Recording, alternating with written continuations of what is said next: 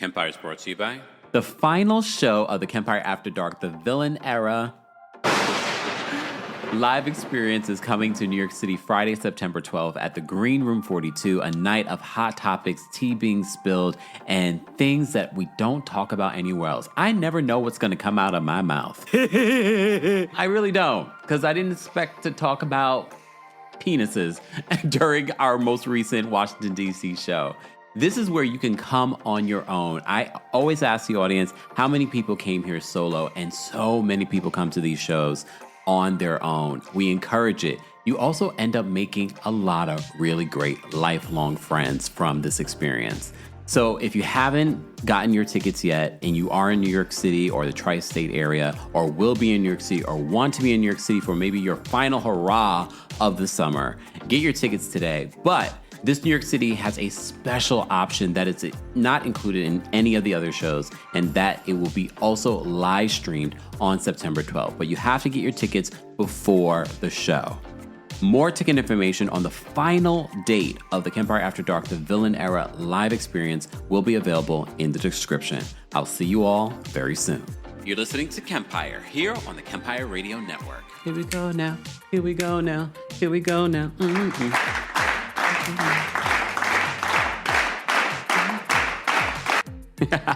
Welcome back to the Kempire channel, your number one source for pop culture news and music, entertainment, reality TV, and so much more. Let me know if you guys can hear me, see me. Am I live?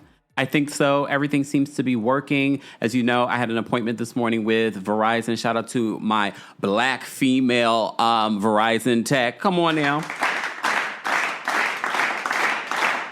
I think it was the first time I've ever seen that. But shout out to her, okay? Shout out to Goss the Boss. Shout out to Nelson the Virgo watching on Twitch. Don't forget, guys, we are live on Twitch, twitch.tv/TheKempire. I got this from Walmart in Tennessee, East Tennessee. Mm-hmm.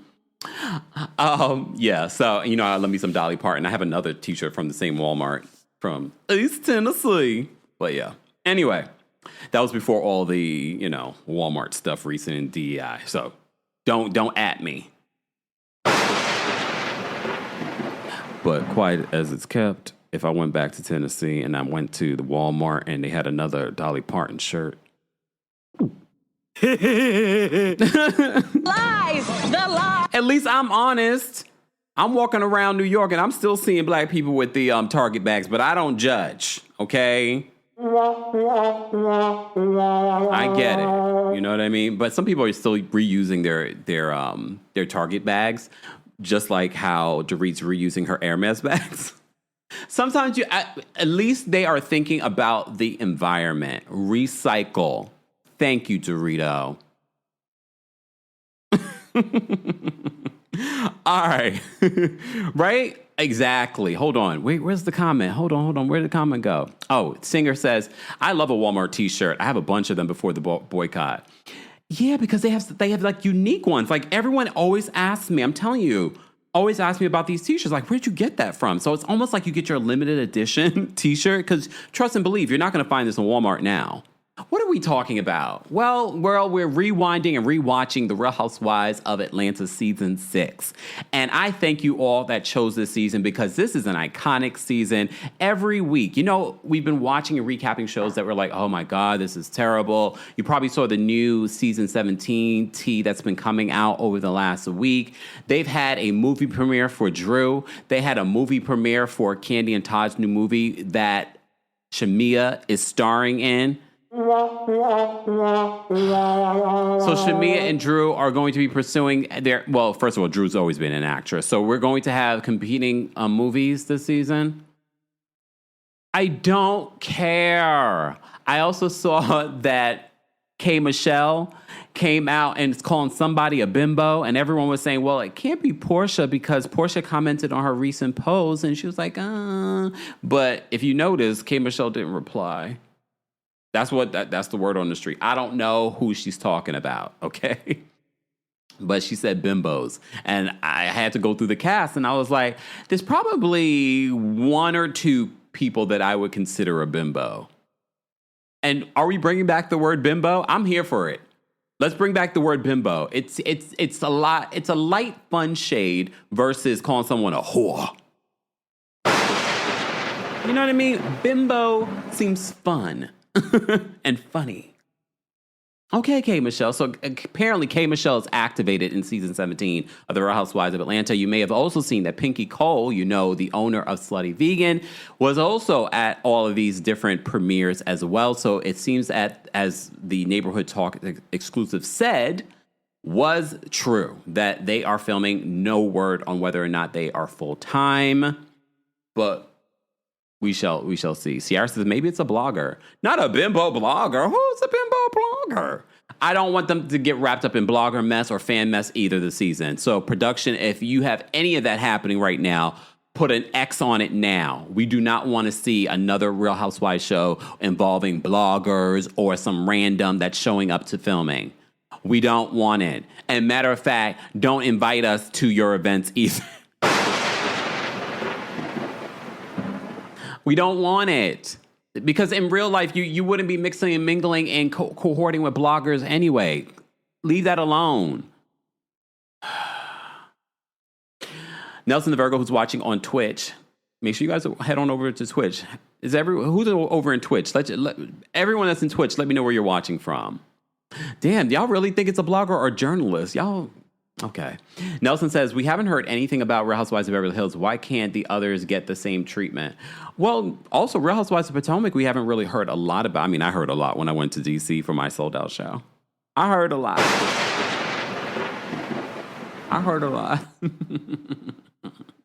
I'll save it for our New York City show on September 12th.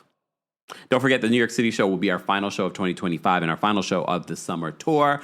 The Brooke Ashley will be our featured host, and it will also be live streamed. The Revolution will be live streamed, so go get your tickets today for The Kempire After Dark. The Villain Era, last show of my Villain Era, really, when you think about it, Villain Era ends in 2026. So if you want to be a part, go get your tickets today. There's a live stream option, but if you are in New York City, what are you waiting on? Go get your tickets today for that. That's going to be a fun time. All right. Moving on from there. What was I talking about? So I went on a tangent. We were talking about season 17, what's happening over there. 2 movie premieres. Okay, 2 movie premieres. We had the opening of Nana's Chicken and Waffles. So they have a lot of events already, and they've only started filming maybe 2 weeks now, maybe not even 2 weeks. But here we are. Damn, my mouth is already dry. Okay.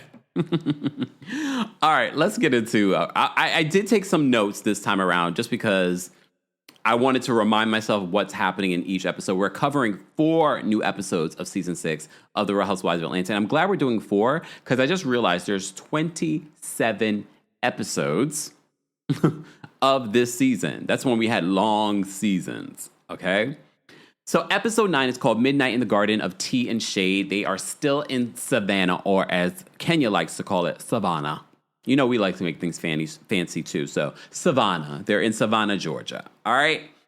So this is where Nene and Cynthia, this is sort of like the foreshadowing of what's going on in their friendship, or the breakdown of their friendship. You don't see it in the next 4 episodes, but this is sort of like the foreshadowing in Savannah, Georgia during this trip. And this was a fun trip, I will say that. But there was a lot of crying.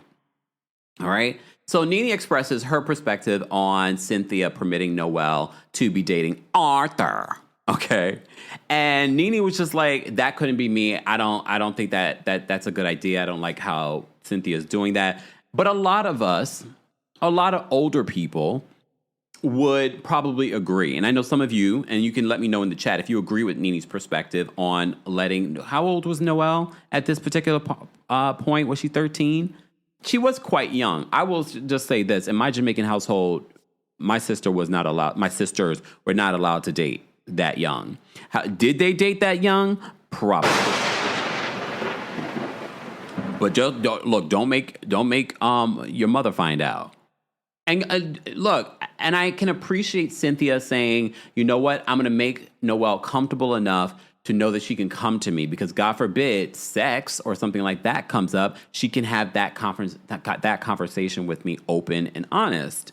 So there is a benefit to some of this. Being very strict could work, but she was like 12-ish. You notice how that makes a big difference? Not really. But 12-ish, Lord. She was like 13, 14, but she was young. She was quite young. Some people say you can't date until you're like 16. Some parents say 18. I don't think I would say 18 if I had a daughter or a son. I don't think I would say that. And very much like Cynthia, I would probably want to keep that open dialogue. And probably because of the way that I grew up, mind you, as a boy child, I never had those restrictions in regards to like, oh, you can't date someone. That never came up. April says I wasn't allowed to date until 16. Yeah, I feel like that's common, 16. But Noelle, at the time, I think she was 13. Quite young. But Cynthia seemed to be open to it. She met Arthur's parents. She chaperoned dates for them. Fine. I will say this, though. Noelle didn't come home with no belly. Just saying.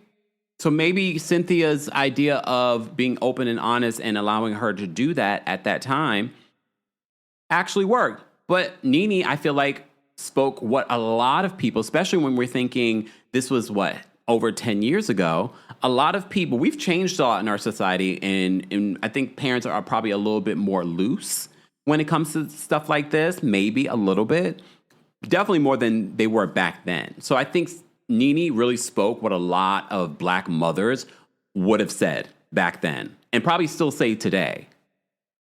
Fine. Oh, Danielle. I'm so glad I saw this comment. This is a good question. You guys weigh in the chat. Danielle asked the question, at what age would you let your daughter pierce her nose? I mean, you have them pierce their ears. I will say this. I went to a Catholic school, and in Catholic school, you wouldn't be allowed to pierce your nose. But I want to hear what you guys say. Danielle's listening and watching. That's a good question. We all want to know. 16, I think, look, if I had to really think about it again, and the school allowed, okay, I would say 16 for a young lady to do that, or a young man. No judgments. Maybe the young man wants to pierce his nose too. Well, say though in Indian culture that's common. So, see, culture to culture, it's different. All right. Okay, look at this. Superstar 7 says, got mine pierced for my 14th birthday.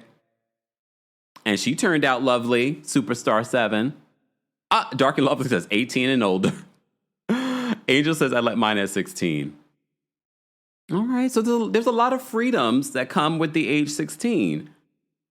Growing up in a Jamaican household, you had no freedom until you moved out. That's why I moved out at 18. Yay! Okay. I'm missing the comments. Okay. Nelson says, I pierced my nose at 20. You grown, Nelson. Were you still in your mother's house, though? All right, let me focus because we still have quite a few more notes to get through. So Nene expresses her thoughts on it, and then she starts going in. And we have to remember, remember, Nene's a Sagittarius. She's also a very big personality, Sagittarius fire sign, and she's going in. She's just like, these girls nowadays, they fast. But we also have to keep in mind, not only is she a big personality, she is the head honcho. She's heading up this trip, but she's a head honcho, and she's doing big things in Hollywood. So they look at Nene as the top dog in this girl group, okay? So we have to keep that in mind, that when Nene starts going in and making all these jokes at the table about how girls are fast nowadays, Cynthia is just like, first of all, Cynthia's like, I don't care what anyone says. I didn't really bring this up for a topic of discussion, blah, blah, blah. This is how I feel. Boom. Okay? Then all of a sudden, Cynthia breaks down and starts bawling. And when you watch the scene, it's sort of like, Cynthia, what is going on right now? Where did this come from? And some might say that Cynthia was being manipulative with those tears. I don't think she was being manipulative necessarily. I think for her, first of all, she's very close with Nene. And I think she sort of feels like Nene would always have her back. And in that moment, Nene doesn't. And she probably felt the pressure of what everyone was saying at the table. And she probably already has her own feelings. Because I think in Cynthia's head, she's thinking to herself, I've made the decision. I'm going to allow Noelle to date. I don't really want her to date, though.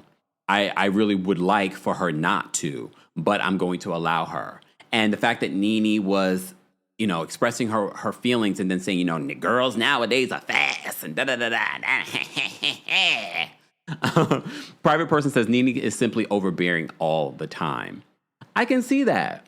And when you think about all those different elements, when you think about her astrological sign, when you think about her role on the show, when you think about all the success that she got by season 6, all of that compounded, and everyone said that was part of the reason that Nene became unlikable, is because her ego became bigger. So between the ego and the personality, all of that is going to play a huge role on the influence that she has on this group.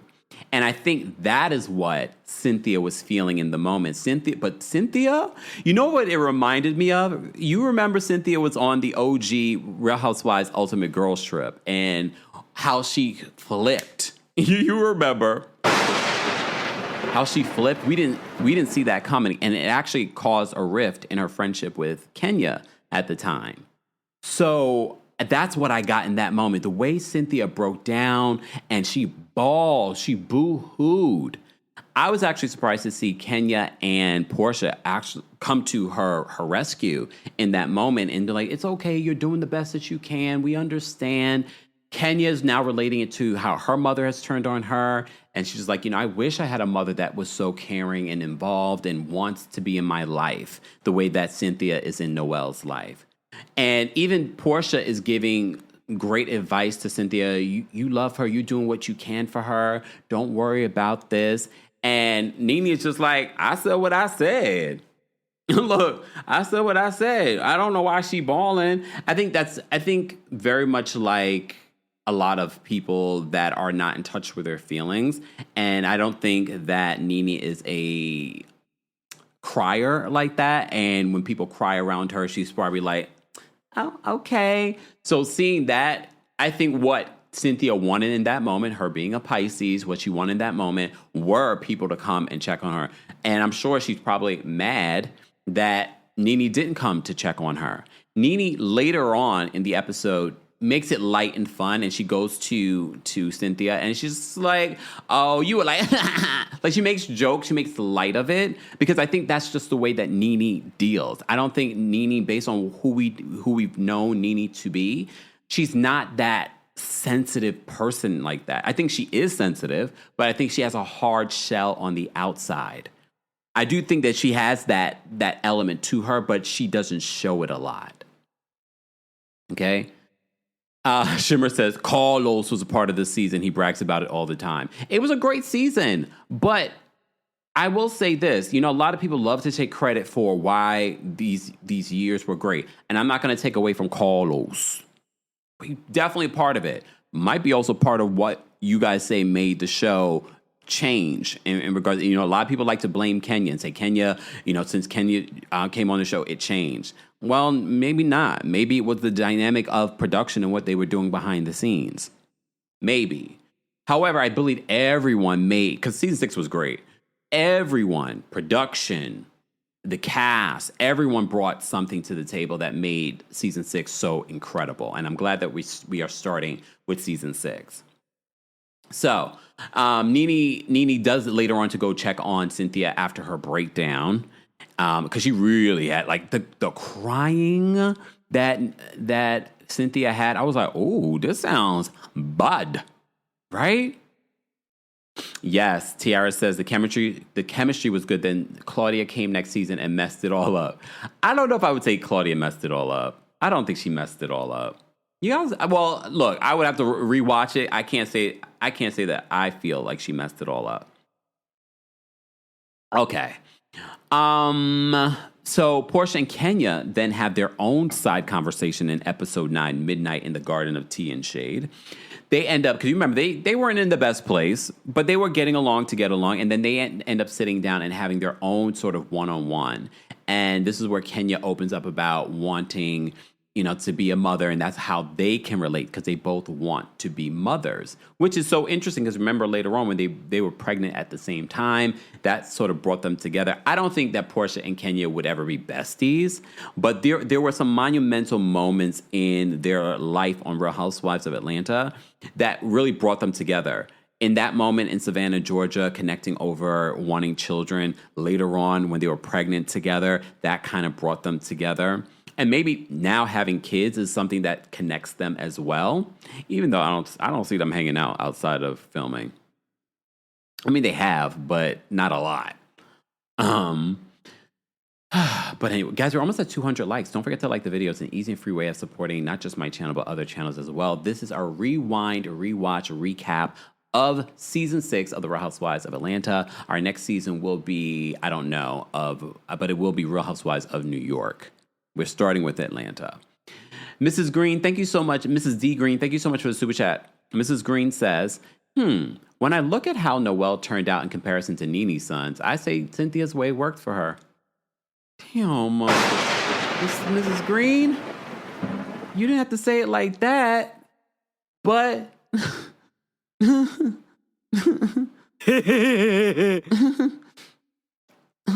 I mean, Brent's doing all right, right?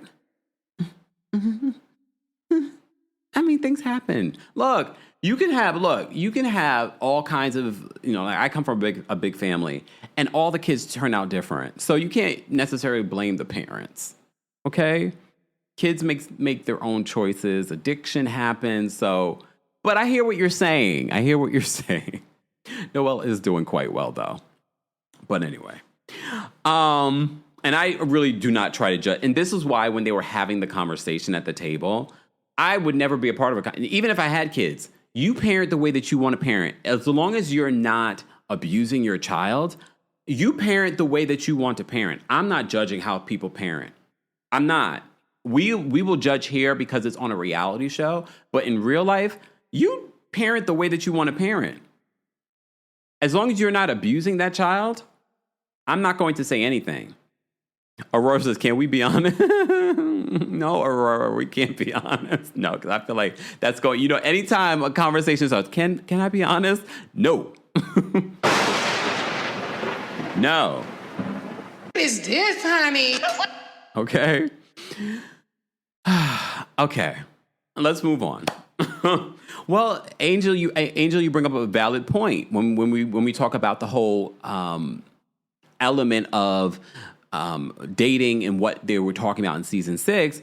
Angel says Bryce is a baby factory and Brent is just having his health issues. Yeah, I mean, when we talk about the whole aspect of, literally, Phaedra says she's happy to have 2 boys because you only have to worry about one ding-a-ling. She says when you have a girl, you got to worry about all the ding-a-ling. Phaedra had her funny moments. Come on. We're not going to take away from that, but I can't just look away when she talks about how Angela Oakley looks old.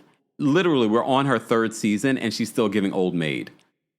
I'm just saying, we didn't judge it. It was who she was. And now she's giving Instagram thought. Okay. All right. Oh, maybe that's who. Oh, wait a minute. Maybe that's who K. Michelle was talking about. Is she talking about Phaedra? Oh, yes. Could be. Anything's possible. Brent just had his first child. Samira says Brent also has a child. Well, yeah, he just had a child, though. How old is Brent now? He just had his first child. Okay. Anyway, we're not judging how people parent. Everyone parents a little bit differently. Okay? Okay. So Porsha and Kenya have their own sort of heartfelt conversation, and Kenya gets emotional about it as well. Kenya says she doesn't want to have which is so interesting to watch this in season 6. Kenya says she doesn't want to have a daughter because she doesn't want to be reminded of things with her mother. And I wonder, and I hope that Kenya is in therapy because I can't help but think that she still has residual triggers from the lack of a relationship that she had with her own mom. That situation is so strange in regards to what went down. We know that and we learn in these next 4 episodes that Kenya's father comes to visit, and her mother, I'm assuming, also was 16 at the time. Not sure. Was 16 or whatever age at the time. Was young when she got pregnant with Kenya. But even till this day, she wants nothing to do with Kenya. I think when Kenya had Brooklyn is when she sort of kind of, y'all said Phaedra ain't no bimbo. Was that a compliment? Okay. You know what? Here we go. Josh says, Phaedra is the definition of a bimbo. She's just a smart bimbo. Blonde, big lips, nothing to say. It's a duck. What? Now we got to look up the definition of bimbo. Guys, we're being facetious. Please understand. Do not take it literal. Because, some people are like, that is horrendous. How are you calling it? Because K. Michelle put it out there and we're trying to figure out who she's calling a bimbo. We're not saying that Phaedra actually is one, but... Okay. All right. So, Kenya talks about that. Kenya then ends up, at Nene's encouragement, ends up having a conversation with Phaedra. As you know, they are having their issues because of the whole Apollo of it all. So, Kenya eventually sits down and tries to have a conversation with Phaedra. Phaedra seems uninterested. But how would you guys feel? If you were a married woman and you feel like this woman was trying to poach your husband, would you be open to being friends with her or even broaching a conversation? I just put it in that perspective as opposed to people that you either like or dislike on this show. Put it in a scenario if it was you. Would you want to engage in a conversation or would you be done with Kenya? But and mind you, it's not even just the Apollo of it all. They had a business relationship and then that fell apart as well. Okay. So they sit down to have a conversation, and Kenya seems like she really is trying to have this conversation, and Phaedra is trying to pump, because she was breastfeeding at the time. And she just seems uninterested in the conversation. Again, can I blame her?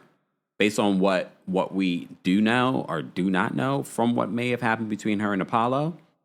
Some of you are in the chat are like, hell no, I would not engage in this conversation. Tiara says that Phaedra said that she was done with it, and Kenya kept bringing it up. There was nothing to talk about. Well, if anything, Nene set her up for that, because Nene was the one encouraging Kenya to go and have this conversation. Okay. All right. And I'm just kind of giving you guys an overview. We're not going into depth scene by scene like we normally do with a recap because we're covering 4 episodes in this recap. And don't forget, you can also hear our rewind, rewatch, recap on the Kempire podcast. Subscribe today. Also subscribe to the Kempire Radio YouTube channel for those that listen to us on YouTube. We will be uploading our new podcast episodes there on that YouTube channel. So we're still figuring out the transfer of that. So if you've been behind, this is why it's important to subscribe to the Apple Podcast or Spotify. Jota says, no, you don't befriend no woman that's trying to take your man. Well, I mean, I probably wouldn't either. I'd probably be done with Kenya too. If I had to really put it in my real life perspective, I'd probably be like, girl, whatever. And I probably would never see it for her. But if you have to work with someone, maybe eventually you would get over it. We haven't seen Kenya and Phaedra together in such a long time. They still do not like each other.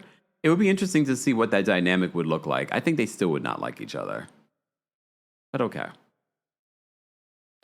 Natural Lux Diva says, I understand why Phaedra was upset, but her treatment was horrible and how she tried to get Kenya blackballed. Also, look at all the evil deeds she has done. Well, then there's that. This is why I like us having the conversation. All right. So Kenya and Phaedra had that conversation or lack thereof. The ladies get together and they end up going to a drag show that night, and we see Lady Chablis. I almost forgot about Lady Chablis. And Kenya says, I don't know. I thought it was interesting because especially in this season, they keep talking about Nene's drinking. I don't know if Nene's drinking had increased in the season, but Kenya kept on bringing it up, and Nene was lit. And nothing wrong with drinking as long as you're drinking responsibly. And they go out, and Nene's lit, and they're enjoying the drag show, and they want Lady Chablis to teach Monique how to. I almost forgot about Monique, to be honest with you. And they're trying to teach Monique how to shade. So Lady Chablis teaches her how to shade. Cute, very cute scene, fun. It was a very fun girls' trip. Okay, so they come back. Porsha tells the group that she texted Cordell, And she basically told Cordell she wanted to meet up and talk about things. And he replied back, "What would you like to talk about?" And she had not replied. And they wanted to see the text. Candy has the phone in her hand and she's reading the text. And they decide what you should reply is that I would like to talk about us.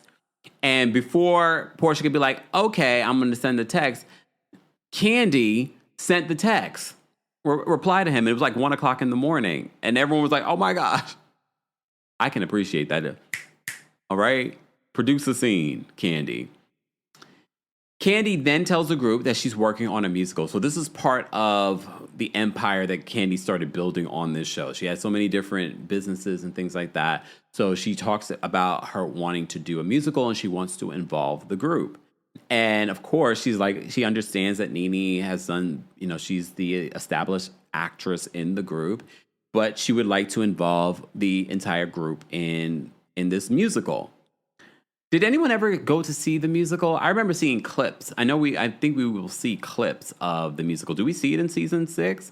I mean, if she's able to turn this all around in a season, that's pretty incredible. But the issue is that Todd is taking all these other jobs that are more secure than working with Candy, and Candy is insistent on working with Todd.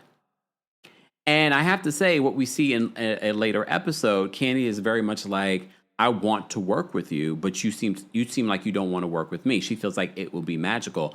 Fast forward, Candy was right.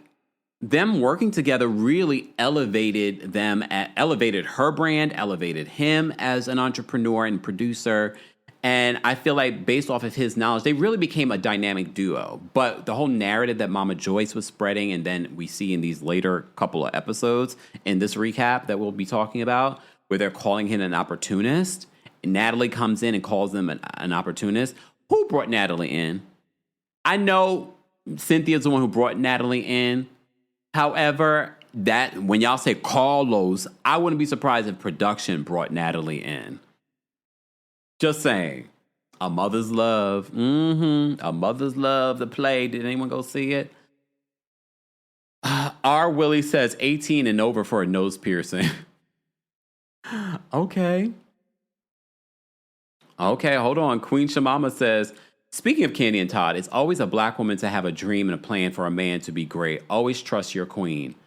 And honestly, watching it during these 4 episodes, I was sort of like, Candy was kind of giving bratty, especially when she started crying about it. But then when she said, right after she started crying, when she said, I feel I envision what we can do. And as a Taurus, we're always going to bring back to astrological signs.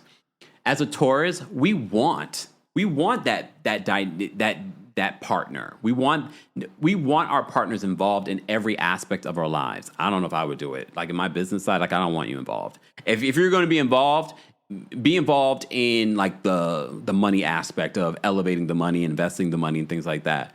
I don't need you directly involved in like, oh, this is what we need to do. But no. Or just have your own thing, but support me from the sidelines. Like, you can do it, boo. But he comes from this business, so it makes sense for Candy and Todd to collaborate in this way. And again, as a Taurus, we take a long time to make decisions and to move forward with things. We like to cross our T's, dot our I's, double check it again, have someone else double check it. Let me double check what you just double checked. But Todd is a Leo. He's a fire sign. So he's going to push Candy when she needs to be pushed, or tell her what she needs to get done. And that's one of the issues as to why he didn't want to work with her on this particular segment. Bella says that Candy was always a brat. She couldn't control her mom, so she had to have everything else her way all the time. It definitely gives brat. And I almost forgot, but watching it, it was like, she gives a very like toddler energy in a lot of ways. You know what I mean? Aurora says stubborn too. Excuse me? No. Yeah. But yeah. So we will get back to that. But so she mentions this during the Savannah trip that she would like the girls to be a part of it. They all seem hesitant. I mean, I can see Kenya doing it. She's an actress as well. Nene's an actress. Sidebar. I thought it was interesting. I mean, I guess because Nene was on the latest stuff, because Candy said that Nene is the established actress in the group, but I was like, technically not really. She wasn't the only one. Kenya was an established actress. Kenya had a lot of notable appearances on television way before Nene. But I get it, nothing at that particular time. And Kenya was also producing her own movies and things like that. So, but I get it. They're talking about the level of things. She was working with Ryan Murphy at the time. Okay. Aurora says yes. He's about the action. Leo season's over, but happy Virgo season. Just saying. April says, yeah, look at us being psychologists, Candy being a brat. I mean, and here's the thing. Us calling a thing, this is why I say we're team no one, because you have to be able to call people out when necessary. Just saying. Westchester Latina says, Tauruses are always right. I know you're saying that as a fact, period, right? Right. Nelson says, my birthday is literally in 2 weeks. Virgo season. Well, happy early birthday. So your birthday's around the time of the show, right? Soon. Our September 12th show. Speaking of which, guys, don't forget the Kempire After Dark live experience. Our final show will be here in New York City. If you've been waiting to see us live and you want to come to New York, or you will be in New York, go get your tickets for the show. And if you can't, you can get tickets for the live stream. So you can still be a part of the show. The live stream, though, you can keep that ticket for a week. You can watch the show up to a week. So go get your tickets today if you haven't already. Nelson says September 1st. That's the same as my sister. Our birthday is September 1st. Mm-hmm. Hey, Virgos. Okay, then there's a flying cockroach. Ew. Okay, can we just talk about cockroaches real quick? Because that became a thing here in New York City a couple of years ago. I think even last summer they were saying it. Were they saying it this summer where the cockroaches were flying? Well, I learned a thing or two, and I think this was during the pandemic. Because you remember everyone was like, oh my God, the world is ending. We had the pandemic and now we got flying roaches. No, apparently if it's humid enough and for a long period of time, those cockroaches apparently can fly. I mean, those things on their back are wings. Ew. But the way that thing was flying around the room, first of all, they were eating. I was like, luckily this was the last night because I would be ready to go. Ew, the thing is flying around. Porsha and Kenya are trying to kill it. Candy's like, oh gosh, here we go. Thank you, Sonia. Sonia says, I just bought my live stream ticket, Kempire. So excited. Thank you so much, Sonia. We appreciate it. Yes, guys, go get your the live ticket. The live stream ticket is separate from the actual in-person ticket. So there's a separate link. Check out the link tree for more details on that. Okay. Ooh, Jola says, come to the South and find out. No. But again, it's always warm down there. So that probably is why they fly. Here in New York, it's not always warm, and apparently those cockroaches. Okay. Can we move on? I just had to mention it. Because it was part of the episode. Okay, but before this episode ends, Nene points out this because this was a foreshadowing to later on. Nene points out that Porsha is a bad friend, and that they are always reaching out to her, and she doesn't reach out to them. This was that Porsha being babied all the time mentality, and if you called her out on it, she would start to cry and boo-hoo. April says Roach has been flying. Where y'all been? They don't fly in New York. They just started flying in New York a couple years ago. But they still don't fly. Ew, can we move on? I don't want to talk about it anymore. I barely wanted to watch this episode. Let's get to episode 10. And if you haven't already, guys, be sure to like the video. It's an easy and free way of supporting not just my channel, but other channels as well. If you're part of the replay crew, be sure to let us know your thoughts on season 6, episodes 9 through 12. We're almost halfway through season 6. There's 27 episodes. So we're a little under halfway through. Thank you so much. Look out for Lauren for being a member and for the super chat. What a cute picture, Lauren. She says, hey, Camp, so random, but I finally realized what Phaedra's reunion reminded me of. Google King Triton from the original. No, you're right. Yes, I agree. Yeah, we don't need to Google it. We know what King Triton is because we literally just watched The Little Mermaid, the live action film with Halle Bailey. So, no, it definitely is giving Little Mermaid. King Triton, the female version. She's Queen Triton. But that was definitely not what the theme was supposed to be. Okay? All right. Let's move on. All right, let's get to episode 10, A Trip Down Memory Lane. Phaedra talks about how everyone knows each other in Athens. So here's the thing.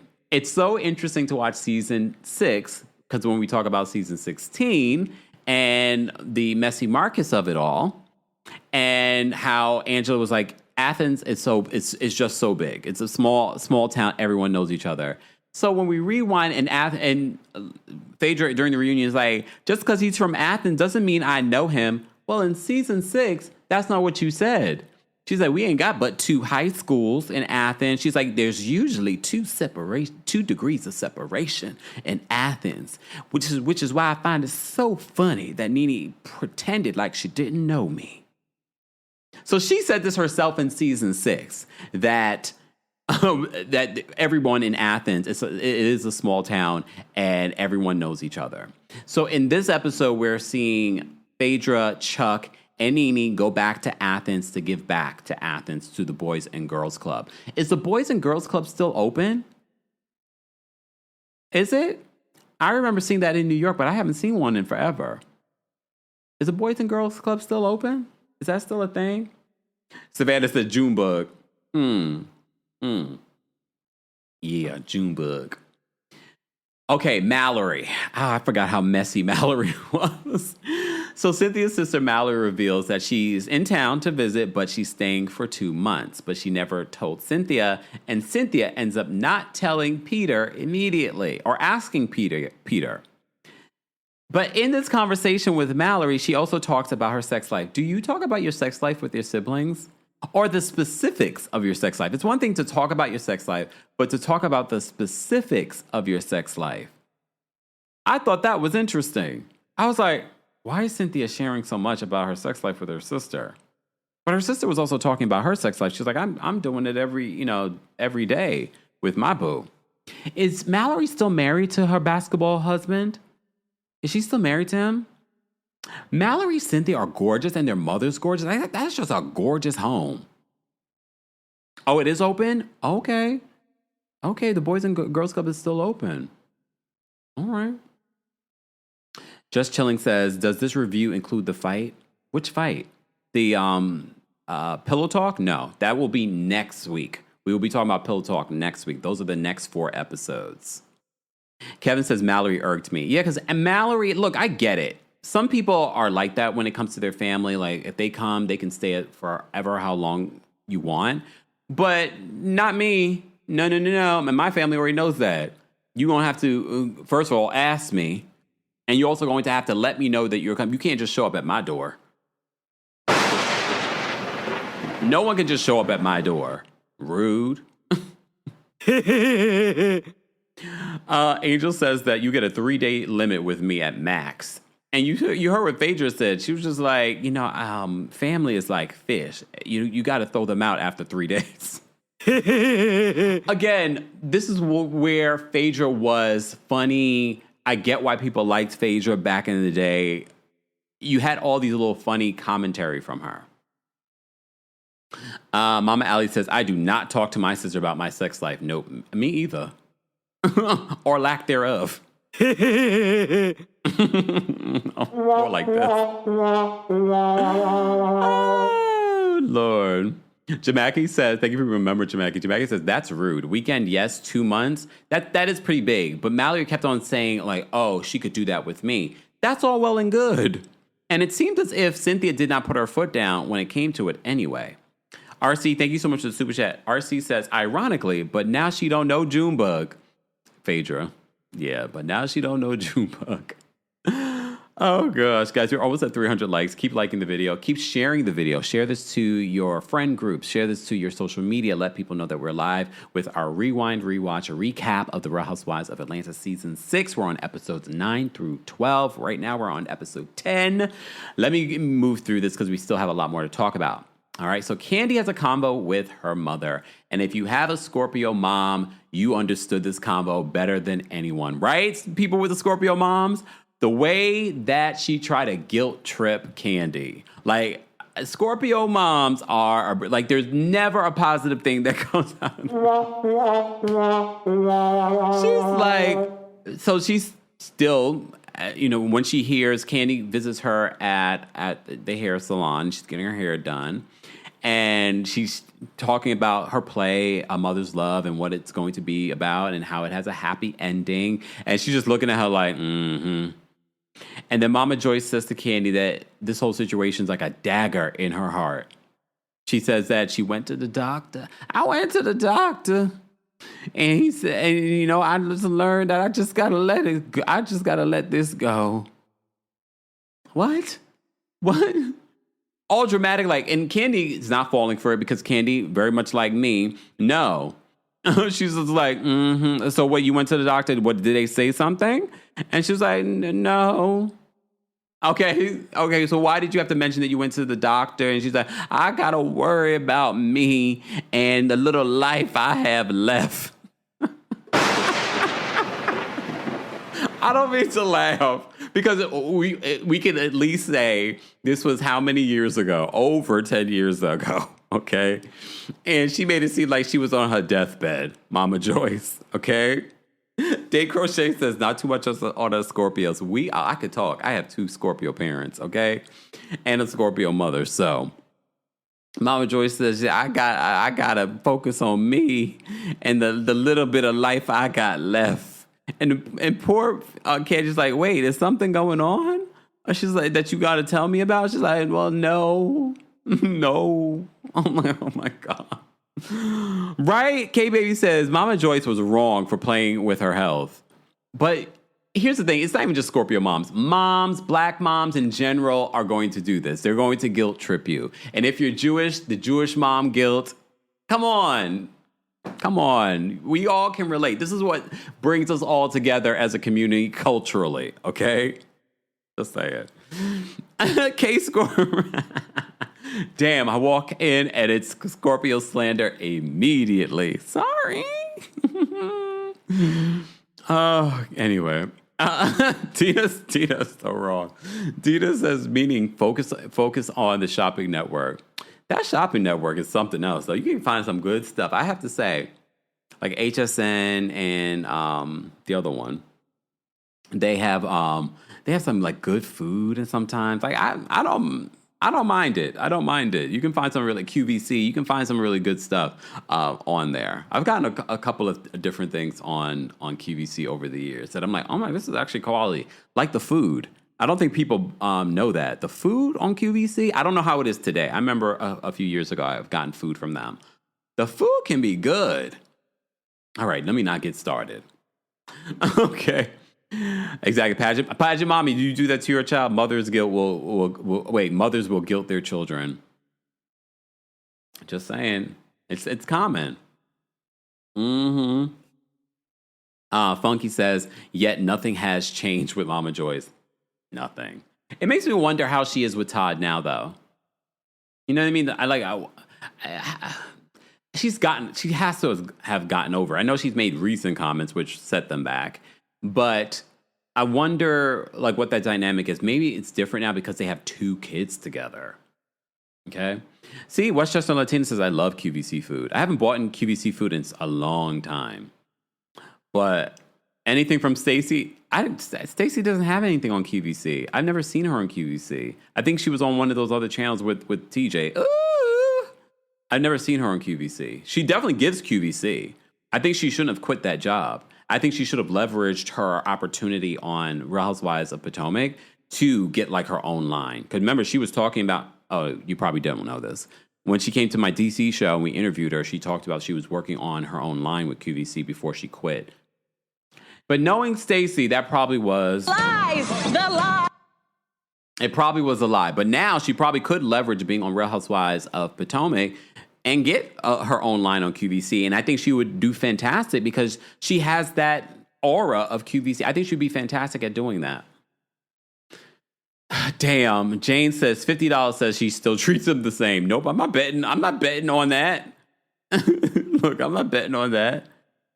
HSN is now owns QVC, so it's all the same now. I think she was on QVC though. I don't know. Don't get me lying.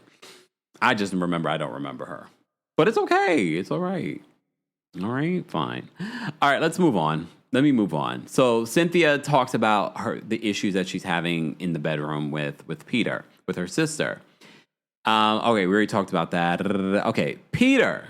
So one of the things that we learned is that Peter bought a new car without telling Cynthia. And she tells this to Mallory. And she tells this to the entire world. Huh? There's a lot of stuff, and if you watched our recent recaps, there's a lot of stuff that Peter's doing without talking with Cynthia. And it's not like Peter is the breadwinner here. Okay? So that to me is shaky. And I get it. What they did at the wedding was wrong, but that really wasn't Cynthia. And Cynthia should have told you. However, are you making her pay for that? This is the second time he bought that building without telling her. And then he bought this car, Mercedes-Benz, without telling her. And some might say, well, he has his own money. Yeah, but still, if you're going to make a big purchase like that, you should be discussing this with your partner. Don't you think? Just saying. All right. So she brings that up. Cynthia tells Peter that Mallory is going to stay with them for 2 months. And then we have this heated conversation with Cynthia and Peter. I will say this. Watching this heated conversation with Cynthia and Peter kind of frightened me the way that he was speaking to Cynthia. But pay attention, because Nene has said this a long time, and she talked about conversations that she's seen with Peter and Cynthia. And she's like, Cynthia is not who you guys think that she is. She's not meek and mild. If you pay attention to this conversation, I'm getting a little scared for Cynthia. Cynthia seems sitting there unbothered with him getting real crunk with her in that moment. Okay? Right, Keith? Cynthia said in the last episode, episode 12, Peter has never been called an opportunist, but his behavior is giving opportunist. This is when she was talking about Candy bringing up, I know a bunch of things about Peter, but I haven't said it. And then Cynthia's like, how I get in this? And the reason why Candy probably said that in episode 12 was because this is your friend Natalie bringing this tea to this conversation. So she probably is looking at you sideways. But she's like, I know a bunch of stuff about Peter, but I've never said anything. What did Candy know about Peter? I can't remember it. I don't know if she's ever even said anything. But anyway.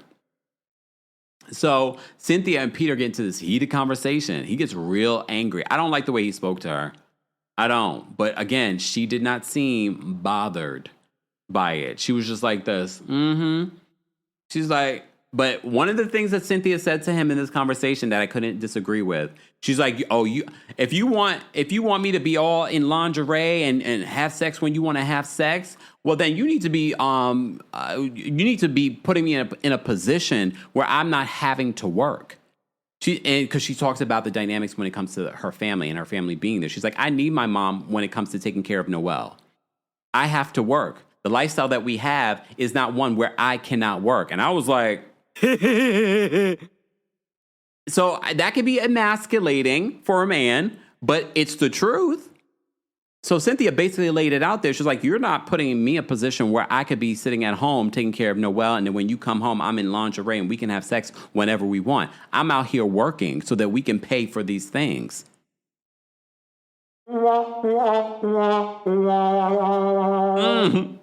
I thought that was like, Exactly. Kay says, Cynthia said, when these cameras leave, that's the face that she was giving. She did not seem moved. I was like this, like, oh, like I was shook by the way that he was speaking to her. She didn't seem shook. Ruth Ann says that Cynthia was used to his bullcrap. I can't remember why she decided to divorce him or what excuse she ended up saying. All right. Chef Lorraine says Peter probably visited Candy's dungeon. Went to twice. Josh says Cynthia keep a bag, Bailey, big Bailey. I mean, and look now, she's turned this friend of opportunity. She's got multiple businesses that she's launched since then. Cynthia's launched a skincare line. She has a Giovanni suit line that's coming out. She's got a few things. I mean, she still has her other, what was it, the Bailey, the bag stuff that she was doing. She used to have the eyeglass thing, but she doesn't have the shades anymore. Like she tries to launch things while she's on this platform. A lot of them haven't really stuck, though.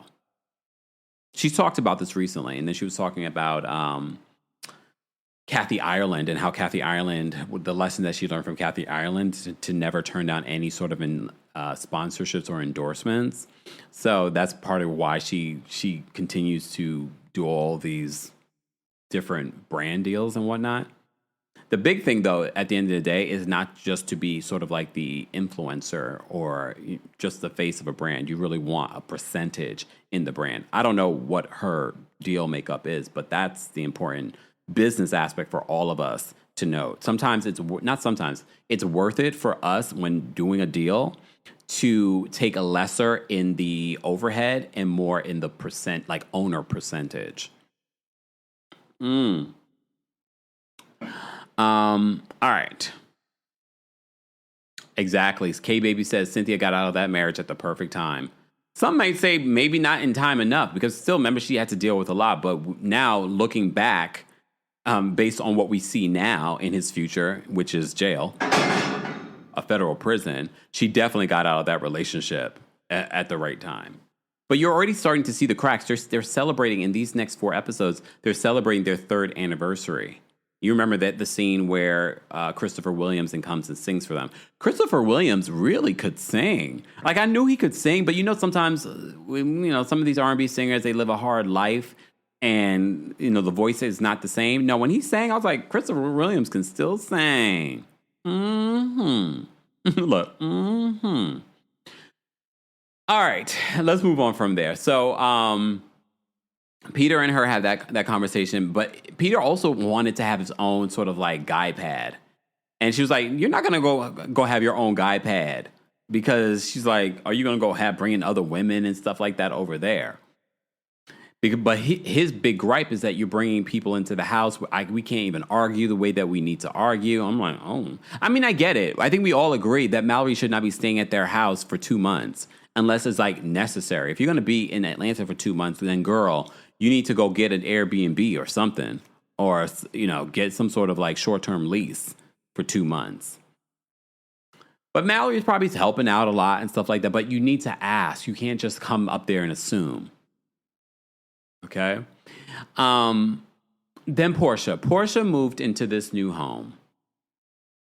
Porsha moved into this 8,000 square foot home. And because immediately my first thought was like, why does she need an 8,000 square foot home? And I don't know what she was being paid. Remember, this is only her 2nd season of being on Real Housewives of Atlanta. And again, it's Atlanta. So, I don't know if this was Atlanta proper, but this is Georgia, and it's far cheaper than certain parts of the other parts, like New York. It's cheaper than New York. But she did not need this 8,000 square foot home. She doesn't end up, this is not the Duluth home that she ends up buying, that she's now selling. But I found it to be interesting. Porsha reveals to her family that she texts Cordell, and they were like, "What?" First of all, before we even get to that, so her mom comes in and she's walking around, like, "Oh my gosh, this is a very big place." She really doesn't need this big place. She doesn't have kids, whatever. So Porsha is like, she texts Cordell, and she had a conversation with Cordell, and Cordell basically gave her an ultimatum. He's like, "Come home or fend for yourself." I completely forgot that Cordell still wanted Porsha to come back. I thought that was interesting. So it makes me wonder, why did Cordell file for divorce in the first place? Did he not like how he appeared on Real Housewives of Atlanta? Did he not want her to return to Real Housewives of Atlanta? And did Porsha decide, no, I want to keep doing Real Housewives of Atlanta? Again, what we're seeing with Real Housewives of Miami, Todd and Alexia. Is that what happened here? Is that she chose the reality show over her relationship? But here's the difference. I feel like for Porsha, she was like, I don't have control over my money. I'm living like a Stepford wife. Maybe being around these women sort of woke her up, and he didn't like that. Maybe she did change even after just 1 season of being on this show. Maybe she woke up. Word on the street, Cordell never remarried after this. We talked about that last week. Yeah.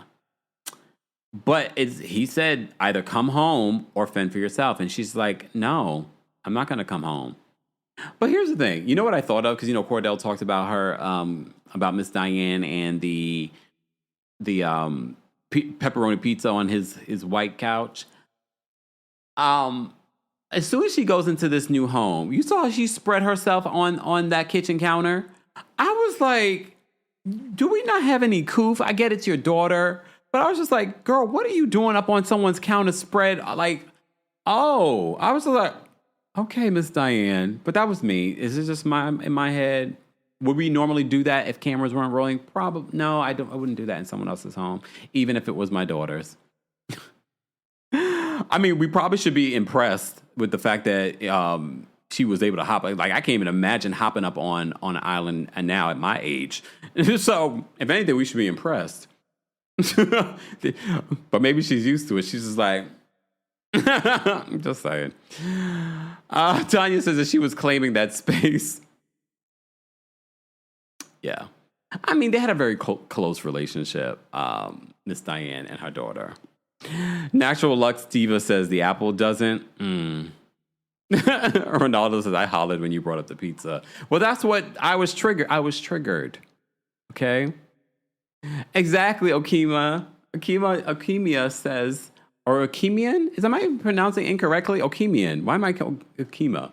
Oh, wait, no, it's Okemia. Why is your behind where my food goes? That's what I'm thinking. Like, why are you spread? I mean, look, I'm sure she's going to wipe the counter down, I hope. Maybe. Joke Playhouse says, y'all, that's her mama. Chill. I know, but we are recapping. We are recapping and sharing our thoughts. Alchemia says, mama have germs. Oh, Lord, y'all are not. This was the original Pizzagate, Funky. She says, Pizzagate. All right. Vicky says, just nasty to me. Shout out to everyone watching on Twitch. Shout out to everyone watching here on YouTube. Those of you watching on Facebook. And those of you watching the replay of this. This is our Rewind Rewatch recap of The Real Housewives of Atlanta Season 6, episodes 9 through 12. Don't forget, you can hear a podcast version of it on the Kempire podcast. All right. Let's get to episode... Okay, before we get to episode 11... we have to talk about Nene and Phaedra going back to Athens, and they do the Boys and Girls Club, and they speak, and I have to say, Chuck introducing Phaedra, she's a top attorney in the United States, and I said... Lies! The lies! But okay, the kids don't know any better. They're just like, okay, I mean, who knows? After seeing Phaedra, maybe someone was inspired to become an attorney. You never know. And they're probably a better attorney than Phaedra, okay?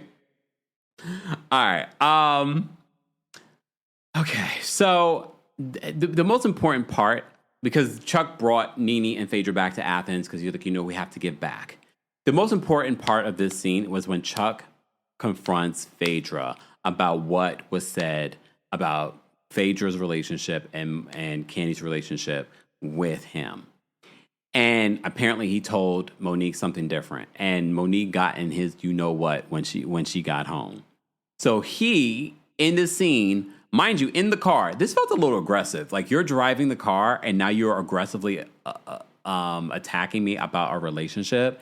And he basically was like, you were, before they called friends with benefits. You are a part of the team. Oh. And then he starts to downplay his relationship to Candy. He's like, you and Candy.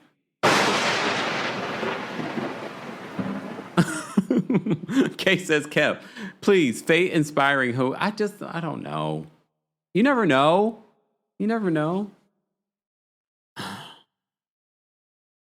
Moving on. I'm seeing some of y'all comments and I'm ignoring them. Just say.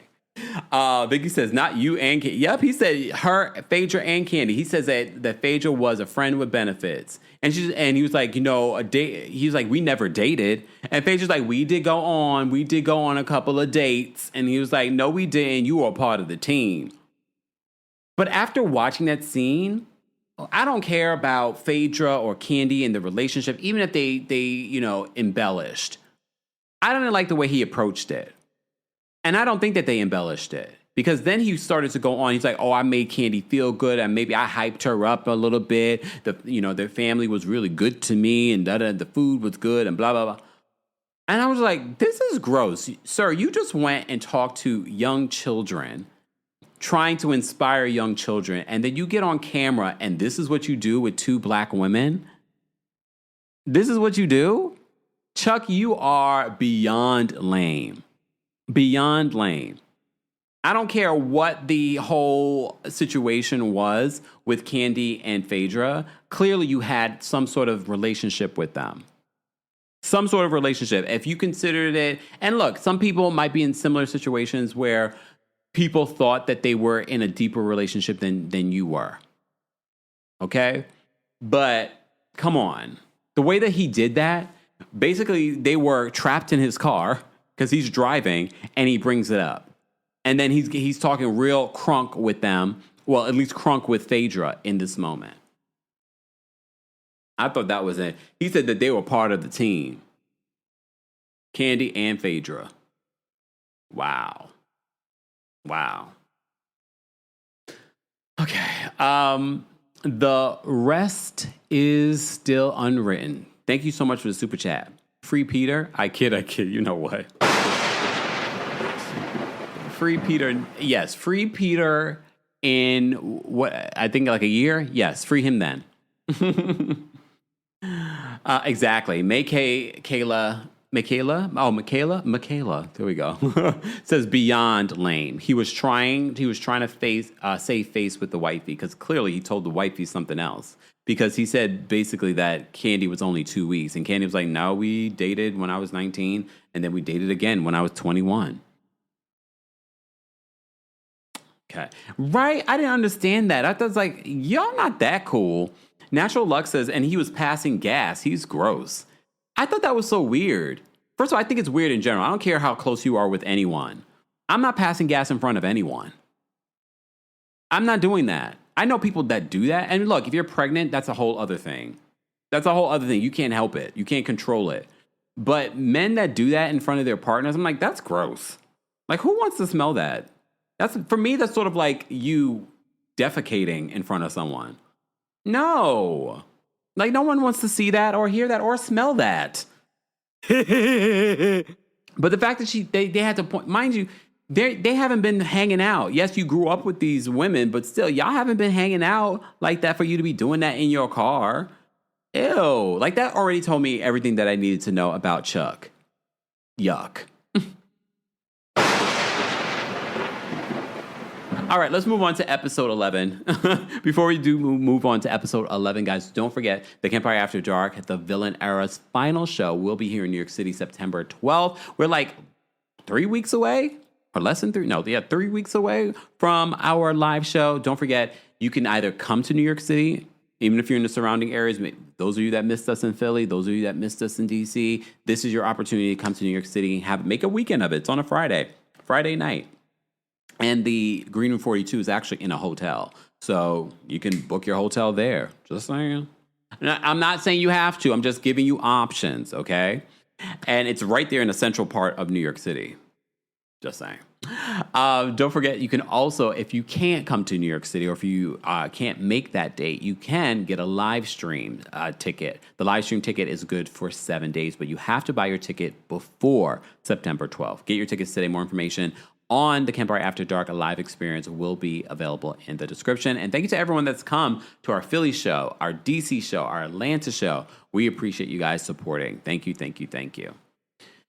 Mama Ali says, I live on a farm half of the year. My husband is never worse than the cows. Oh, damn. See, but cows, they're animals.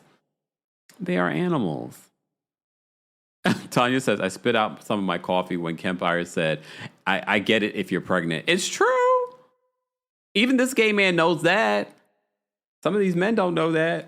So maybe they were part of the roster. Angel says, locker room mentality.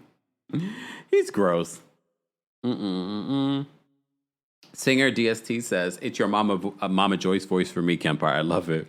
I couldn't really do it today too much. I've been talking a lot this weekend. From our DC show on Friday, then, we did our live on Saturday. Then I did a podcast episode for Club Kempire yesterday, and I was live on TikTok. Yeah, so I've been doing a lot of talking. I will say, for those that are just joining us, I have upgraded my internet. Even though my internet's been fine when we've gone live for the most part, but I had to go back to my Verizon Fios, and so far so good, right? I'm streaming good, right? Look, baby, exactly. Okima says he thought that he was cool. What? I got married at the age of 5. You know what?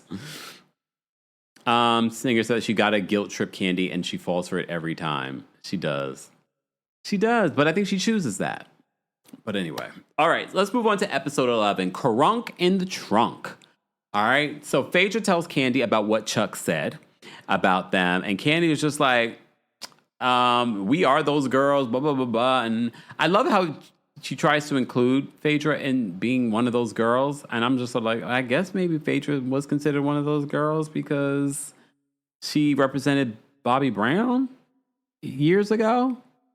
But all right, whatever. So she updates Candy on what Chuck had to say, and she was just like, that's not the truth. All right. So then we have this scene with Mallory and Peter, and they're talking about her staying for 2 months. Then, as they're having mind you, rewinding back time in the other episode, Mallory, when talking with Peter about staying for 2 months, and she was like, you didn't tell Cynthia about buying that car. Mallory's could not be my sister because she oversteps bounds into relationship stuff, and that is Cynthia's fault because you can't tell your sister something like that, especially knowing the relationship, and now your sister's going to mention it in an argument with your husband. I mean, she's right, but at the same time, it's just like, Mallory, shut up. So Mallory and Peter have a talk about her staying for 2 months, and she says that, and then she ends up talking about their sex life. Again, another thing that Cynthia confided in her, but now she's bringing it up in front of Peter, and Peter's just like, what? Very, very odd situation. But again, I blame Cynthia because it's Cynthia who should be putting down the boundaries. Okay? But I get it. We have to remember, they try to prevent the wedding. I don't think that changed their feelings on who Peter is. And based on what we're seeing from Peter in this season alone, Peter's a little funny and moves a little funny. Fast forward in 2025, so does the government. The government agrees with him. I mean, the government moves funny too, but you get what I'm saying. He's now in jail. So anyway. So she has that conversation with him. Kenya's father comes to visit in episode 11. And from the minute he gets in the car, he's dragging Kenya. We have to remember Kenya's father's mother was the one that raised Kenya. He was too young. He was 16 when she was born. All right? As soon as he gets in the car, he's like, you got your mother's feet. She says, they're a little ashy. Like, and corns. He was saying all kinds. As soon as he gets to her house, he's looking around like, who decorated this place? She's like, I did. It's my taste. She's like, oh, wood floors. She's like, yeah, I like it. She's like, I don't like it. But here's the thing. I'm sure a lot of you know a man like this, even if that man was in your life all your life. You know a relative I have relatives like this that will come in and nothing positive comes out of their mouth. I have aunties and uncles very much like this. And you're like, are you supposed to be saying stuff like that? DM says, I think...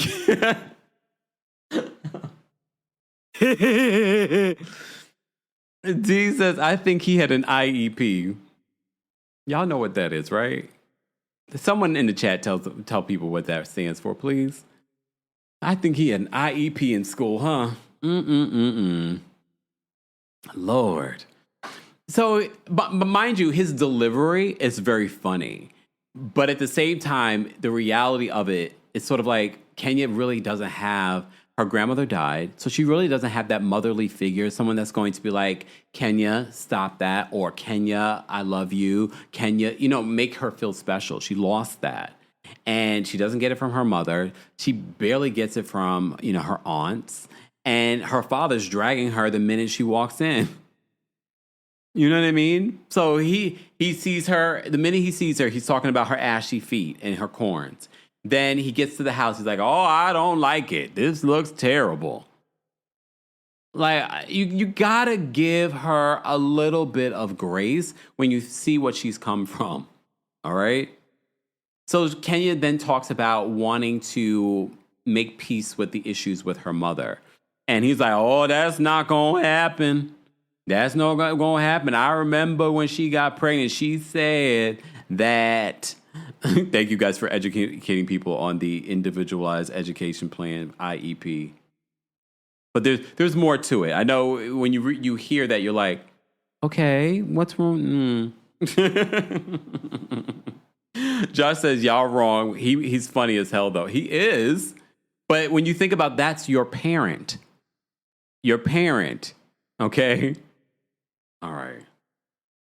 So she then talks about wanting to connect with her mother. And he's like, oh, I remember when she said that she was pregnant. She said no one could ever know. And I was like, how's that going to work out?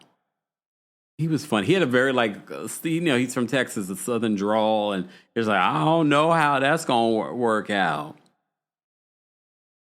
So, yeah. I wonder when exactly, because I'm trying to understand, and I'm so surprised after all these years we never really got in-depth answers to, yes, Kenya grew up with her grandmother, but was her father involved at all? It doesn't feel like a father-daughter relationship. And I wonder, too, because we get to see in this, I believe it's this episode. Yeah, this episode, we get to see Kenya with her father's sister. And we get to see Aunt Lori again as well. We I know Aunt Lori, people said that ended up not wanting to do the show anymore because of, the attention and everything like that. But we really never got to see any of Kenya's family after that. I have to say that for the most part, we don't really get to see a lot of the extended family. Even Phaedra. And remember I was asking about Phaedra's brother, like, have we ever seen Phaedra's brother? We got to see some of Phaedra's family in the early years. But as things progressed, we ended up not seeing a lot of them. I wonder if we will in the New Year's. I definitely think we're going to see Apollo and his new son on this next season. I'm sure this is going to be a part of Phaedra's storyline. I mean, it is a part of her life, so I'm not going to be mad about it, but I know that it's going to be a part of her storyline. I'd be surprised if it's not, because nothing else is going on in her life, so you might as well give us the real. Nicole, thank you so much for being a member and for the super chat. Nicole says, I am so sick of the baby boomers. Toxic. Time to heal. Oh, don't come for the baby boomers. Not all the baby boomers are like that. But I get what you're saying. Thank you so much. AIM-ZZ. Look, okay. Anyway, thank you, AM, for the super chat. Is it true that her father violated her mom? Come on, y'all. I don't know about that. I don't know about that at all. And we're not going to go there. Let's not turn this into something darker than it needs to be. But thank you for the super chat. Gene says, Apollo has a new child? Yeah, they got a podcast. The timeline of him finding out is very suspicious. Apparently, Apollo found out when he was in jail. Apollo is as much of a liar as Phaedra is. If not worse. No, he's worse because he went to jail. He's worse. Singer says, Faye-Faye's brother went to school with Nene in Athens. Yeah, we know that much. Michaela says, I don't think he would show his face on TV if so. Angel Babe says, Kenya's family being complicit in her mother's abandoning her is crazy. Any family being okay with another member abandoning their kid is crazy. Unfortunately, Kenya's story is not that far from a lot of people's story. Can we talk about it? There are plenty of families that are complicit. I mean, come on now. If we were going to be talking about families being complicit in regards to abuse, and I'm not saying necessarily there was abuse here, but abuse, that uncle that touched someone in the family and they make excuses for that. Just saying, if we're going to talk about it, let's talk about it. Just saying. All right.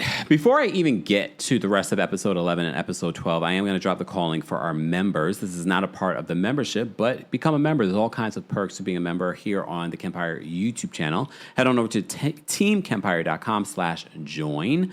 I'm going to drop the call in link for our members on the post tab. As I'm doing that, I will drop the call in link for the general audience, but let's get to 400 likes before I do that. And shout out to the replay crew. Replay crew, be sure to let us know your thoughts and opinions on season 6, episodes 9 through 12 as well. All right, members, I've just dropped the call-in link for you guys as well. Okay.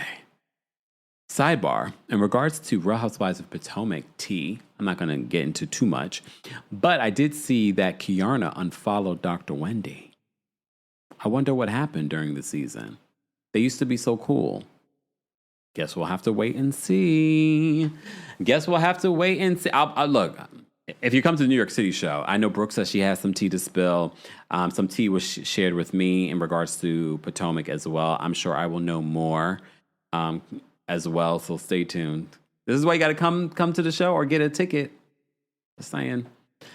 All right. Exactly. Natural Lux Diva says, facts, Kempire. Unfortunately, Kenya's story is not isolated. It is more prevalent than you know. That is why lots of BB need healing. Yeah, I agree. But I think the more we talk about it, the more we encourage, especially our people, to go into counseling. When I say our people, people of color, Black people, to go into counseling. This is where some of that can be healed and unpacked. And I think a lot of people probably don't even realize that they were abused because trauma response sometimes makes them block it out. Seasons with the Sap says, I'm sure Kenya's family dislikes the abandonment, but they can't force her. The woman disassociated from being pregnant and never wanted her. Yeah, but I think what people are saying is not even making Kenya's mom be a mother to Kenya, but I think they've also isolated Kenya as well. So I'm sure if the mom is going to be at family events, Kenya's not invited. And my thing is like, if I was like Kenya's cousin, I'm like, no, I'm inviting my cousin. Because although you don't want anything to do with her, she's still my cousin, she's still my family. I'm inviting her. I think that's what people are talking about. It's not the fact that they want to force the mother to own Kenya. What they're saying is that because of this, it's now caused a rift with Kenya being close with her own family. That's probably why we haven't really seen a lot of Kenya's family on Real Housewives of Atlanta. Thank you, Bookie Bear. Bookie Bear says, love the rewind recaps. We're loving it too, especially because it's actually when things were good and during a time when we weren't recapping Real Housewives of Atlanta.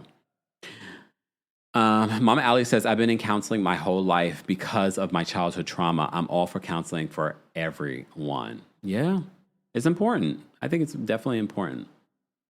All right, let me move on. Let me open back up my notes. Let me see. Okay, so we had some of that. Kandi and Todd. So Kandi really wants Todd to be a part of her musical. They even go and they look at a venue. She's in there singing to test out the acoustics. You know, she's working on this musical. She wants Todd to be a part of it. Todd is like, I can't do this with you because there are certain things that he needs to be done and they're not doing it the way that he needs them done, like scheduling, budgeting, all this stuff. And she feels hurt because she wants him to be a part of it. And she's like, you know, she gets emotional. This is where I said Kandi starts giving that bratty energy. She's like, I know you want to go take your other job. You go take your other job. I'm like, okay. And he's like, why are you crying right now? She's like, you just go take your other job. And in Candy's perspective, again, although I thought she was being bratty, she had futuristic vision in regards to what they could do as a couple. And if a Taurus wants to work with you, you better work with them because we're pretty intuitive when it comes to people we want to work with and the potential. A lot of the times, there are people that I've wanted to work with and I've tried working with, but they keep dropping the ball. And I'm like, y'all gonna be mad later on when you miss that this train is out the station and we've taken off. There's been so many examples of that in my life. And I'm just like, you know what? I can't carry people along the way. You got to be able to bring something to the table. And I think that's what Kandi saw in Todd. She saw that even though everybody was calling Todd an opportunist, she saw what everyone else did not see, that he is a hard worker. He knows what he's talking about. And she knew he would do certain things that she knows herself that she's not able to do.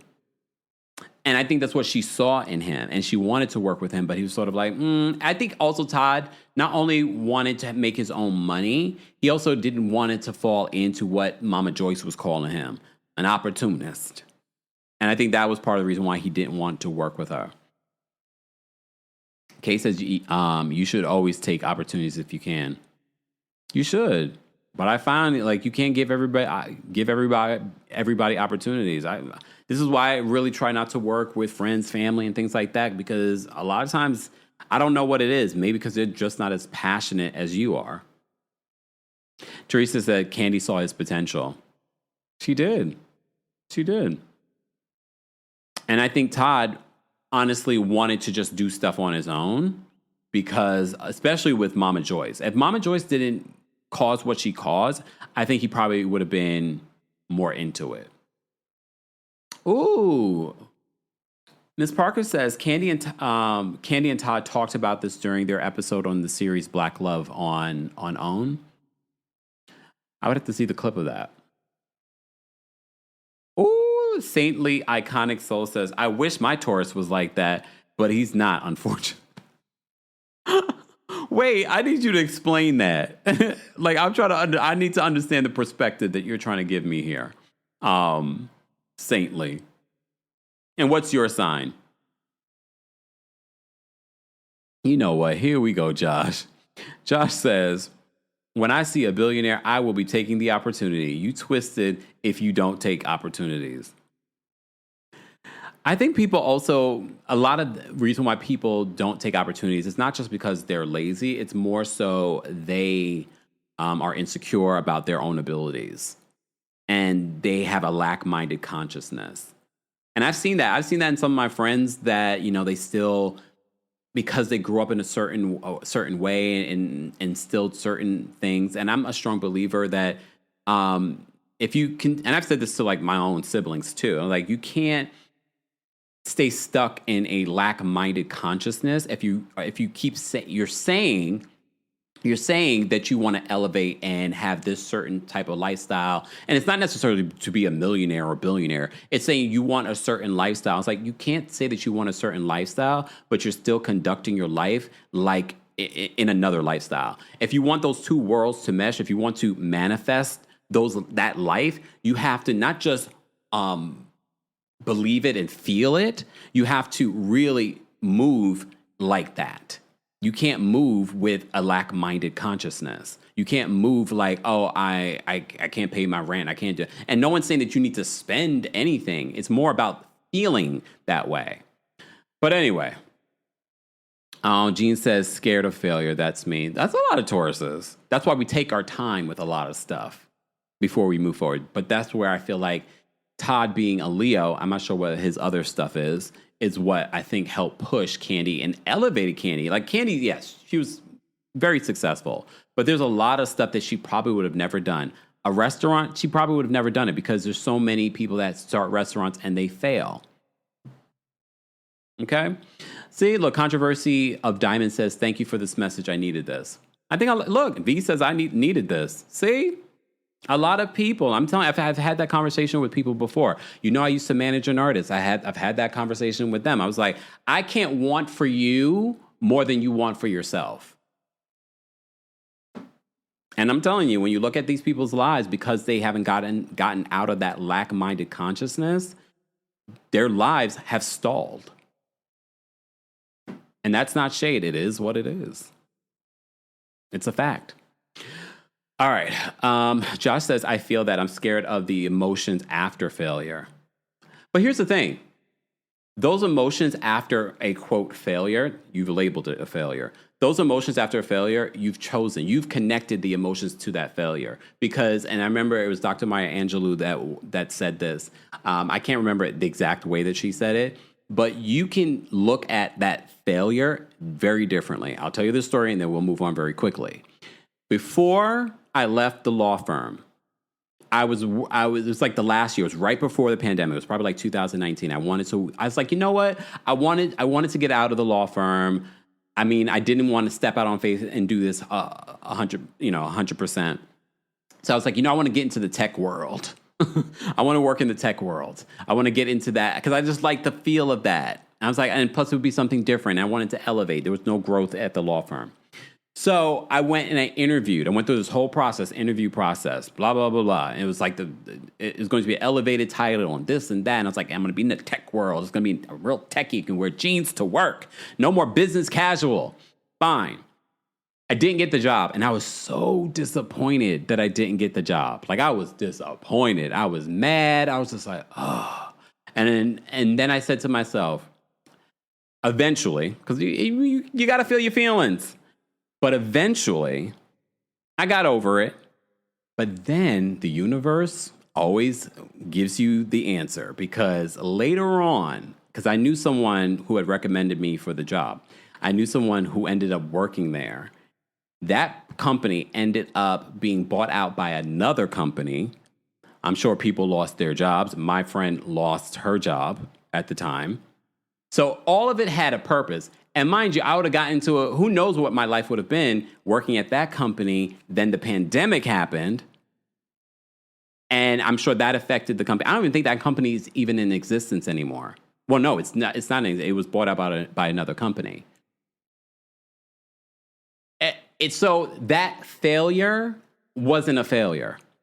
And the emotions that I had connected to not getting that job was my choice. I could have, in that moment, not saying that none of us are perfect, in that moment, I could have been like, you know what? Thank God I didn't get that job. Because look where I am today. Who knows what my life would have been if I had gotten that job? I probably would have been stuck in that job for another 10 years. I would have been an old man.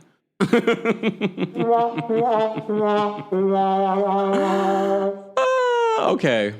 We've digressed, but no, it's all connected to what we're talking about when it comes to the rewind, rewatch, recap. We have a different perspective on what we're watching in season 6 of The Real Housewives of Atlanta. If you're just joining us, guys, don't forget to like this video and don't forget to share this video. If you're watching it, sharing is caring. Let's continue to build our community. We're almost at 550,000 subscribers here on YouTube, but also follow us on Twitch. I am going to go live on Twitch as well. Twitch.tv/TheKempire. We're live right now, but I mean like separately. Exactly. Danny says tech companies were the first to do layoffs during COVID. Just saying. Everything. Exactly. Just Chilling says one's rejection is God's protection. Is that what you're saying? Exactly. And again, it's all about changing your perspective. Josh says we appreciate a message needed in this Monday. Yes, there we go. Thank you so much, Saintly Iconic, for the super chat. We appreciate your support. Thank you. All right, let me get to this last episode. If you are a member of the channel, I've already posted the call-in link on the community tab, a live chat. We're already at 420 likes, not 420. I'm dropping the call-in link in the live chat as well. All right, let me get to this last episode, and then we will get to the callers, okay? All right, so the last episode... Okay, wait, sidebar. Before we even get to the last episode, because there were some elements from Crunk in the Trunk that I wanted to talk about. So Kenya calls Candy's play... They made a lot of derogatory comments about Phaedra's body in these last 2 episodes. They made... They'd like to impersonate Candy. Sort of like, they treated her like a country bumpkin, basically. And I know they talked about that. I don't know if they talk about it in this season or was it last season. And Kenya says, Candy's chitlin circuit. She's joking with Nene. You're not going to be in it? And Nene is just like, I just got off a Ryan Murphy production. She's like, I'm not doing it. I don't have the time. I don't need to do it. Which I get. I mean, I get not everything is for everyone. All right. Mallory, so Cynthia ends up having a jewelry party for Mallory's jewelry line, and she invites all the girls. Mallory and Kenya, first they were cool, and then all of a sudden it went left because they started talking about Mallory coming to stay for 2 months, and everyone had their opinions. So Kenya starts voicing her opinion, and so Mallory shuts her down. She's just like, you need to mind your business, basically, is what she says to her. Then Porsha ends up coming, and Porsha was already there, but Porsha, it was revealed in the group that Porsha had moved, and she moved near Nene, but she hadn't told Nene yet. Nene finds out at the party, and Nene confronts Porsha, and she was like, you're a bad friend. And Porsha, very manipulative in her own way, starts crying and runs away. And Nene was like, I'm not trying to hear that. I'm not trying to hear that. You're very manipulative. You're a bad friend. I mean, pay attention to this behavior in season 6, because it does come up again in later seasons. And as you saw in season 16, even though Shamia did not land really well in season 16, it still didn't make me look at Porsha like she was a great friend. Anyone else? Did it change your perspective on Porsha as a friend? Not really. I still think she was a bad friend. All right. Let's move to episode 12. Episode 12 of season 6 of The Real Housewives of Atlanta. It's called Sour Grapes and Sour Peaches. All right. So Natalie, when hanging out with Cynthia, spills on Candy and Todd. Spills on Candy's relationship with Todd, she spills on Todd, saying that Todd dated her friend, and her friend, Ione, I think her name is, accused Todd of cheating on her multiple times. I don't know how long ago this relationship was. However, though, what do you guys think? Once a cheater, always a cheater? I don't know if I believe that. Again, was this when he was a teenager? How old was he when this went down? Okay.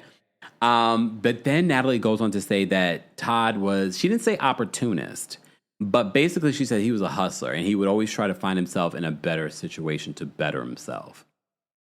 So basically an opportunist. She didn't want to say opportunist, but that's basically what she described. So she reveals that to Cynthia, which was interesting. And then Peter, interesting, had his own comments on it. He's like, oh, so what you trying to say about him? Basically what people now know about you, Peter. Opportunist, a little shaky. All right. So then we have this other scene with Kenya and her aunts coming together. Her Aunt Lori came from her mom's side, but then her Aunt Lisa from her dad's side all came over for dinner. And this is where Kenya reveals that she wants to have a kid. So she might need to get a bigger place, even though her place is fairly big. Which, mind you, this is only, a few years before Kenya ends up having Brooklyn. So it took her some time, but she says she started the whole fertility. She was going to start the whole fertility journey. Okay. Then in another scene, this is when Candy goes to look at different venues, and Todd has to go take a phone call about this other opportunity. He's saying that he comes back and he's like, he's not really feeling this other opportunity, and he wants to know if there's still space on her team. And she's like, yes, there is. And she's like, this is what I always wanted, was them to work together. So now Todd's going to come in, and I guess this is their very first project working together, and was this stage play. Okay. And mind you, at this particular point, it's so crazy when you think about, oh, wow, come on, guys, can we just take this back? They started with A Mother's Love to go on to produce multiple Broadway plays, get nominated multiple times for Tony Awards, break records on their most recent one, work with legendary actors on these plays, from Samuel L. Jackson to Denzel Washington, all came from A Mother's Love that Nene didn't want to work on. Damn. Damn, Nene. Because here's the thing. You build a relationship with certain people, especially someone like Candy, she's going to always want to work with you. She's always going to want to put you in position. And I believe if Candy had a position for Nene, I think she still would consider Nene. Because she's a business person. She's not going to let feelings, because I know they recently were talking about doing business together. So I already know Candy, despite their history, would have still brought Nene in. But here's the important detail here. Stop burning bridges when you don't need to burn a bridge. Because there are certain producers that work with the same actors again and again because they're easy, not just because they're talented, because they are easy to work with. And that is key. When hiring, look, come on, pageant mommy, you in the building? When you're hiring someone for a position, it's not just about their skill set. Are they going to get along well in the environment? Are they going to be able to work well with others? That is the important detail when casting reality television, but also hiring in the workplace. Boom!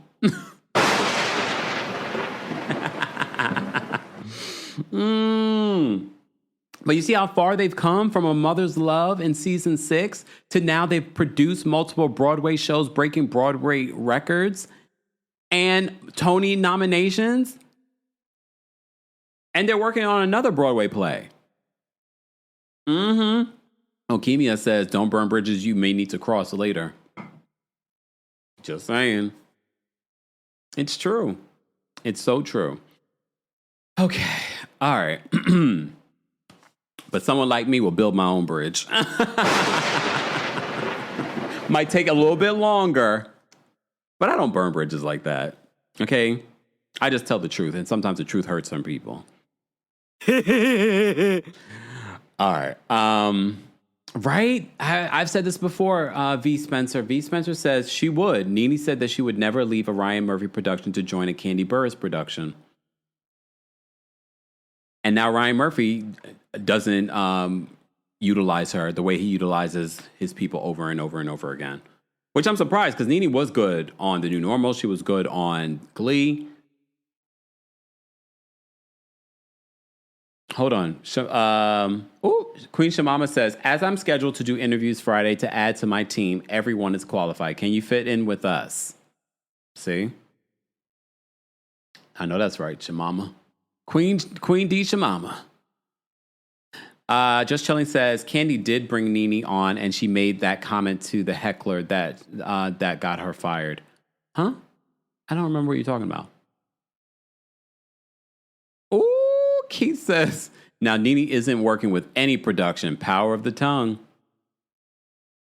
Well, let me say thank you, because we had quite a few super chats. Thank you, V. Cute picture, V. V says, as a Capricorn, the work ethic is there, but security plays a big part in holding me back. Here's the thing. Based off of my research, when I've done collabs with FemTarot, I believe that Candy has like a Capricorn in her big 3. So not only is she a practical Taurus, she also has a Capricorn in her big 3. I don't know if it's a Capricorn moon or rising. I think it's rising. So I can only imagine. V says, peach juice had us fooled back then. Porsha. Thank you, Saintly. Saintly says, I'm the you in my relationship. I'm the you in my relationship, even though I'm the, what is that again? What sign is that? I can't think. Oh my God, it's on the tip of my tongue and I can't think of the symbol. Someone remind me what that sign is.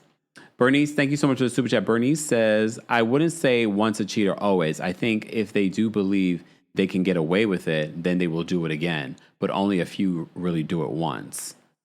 And also, you see the dynamic of Candy's relationship. Like, you know, they've kind of kept it open in their relationship. So, not open relationship. I think it's sort of like they'll play together kind of thing. So, I guess it keeps it spicy. Couldn't be me. I'm surprised the Taurus is even doing that. Cancer. Thank you. I couldn't think about it. Cancer. So she says that I'm the you in my relationship, even though I'm the Cancer. But Cancer and Tauruses, they said, are compatible. So it makes sense why you guys are together. But yeah. All right. Moving on, guys. Keep liking the video. Oh, did I drop the call link for the general audience? I think I did. All right. Let me just finish up episode 12 before we get to the callers, and then we're going to wrap up our recap of The Real Housewives of Atlanta Season 6, the Rewind Rewatch recap with myself. Don't forget, you can also hear it on the Kempire podcast. Subscribe today, and while you're there, don't forget to give us a 5-star review on Apple Podcasts and on Spotify. Okay? Lou says, it's Virgo season, by the way. We started the show by saying it's Virgo season. Just saying. Calm down, Virgos. Calm down.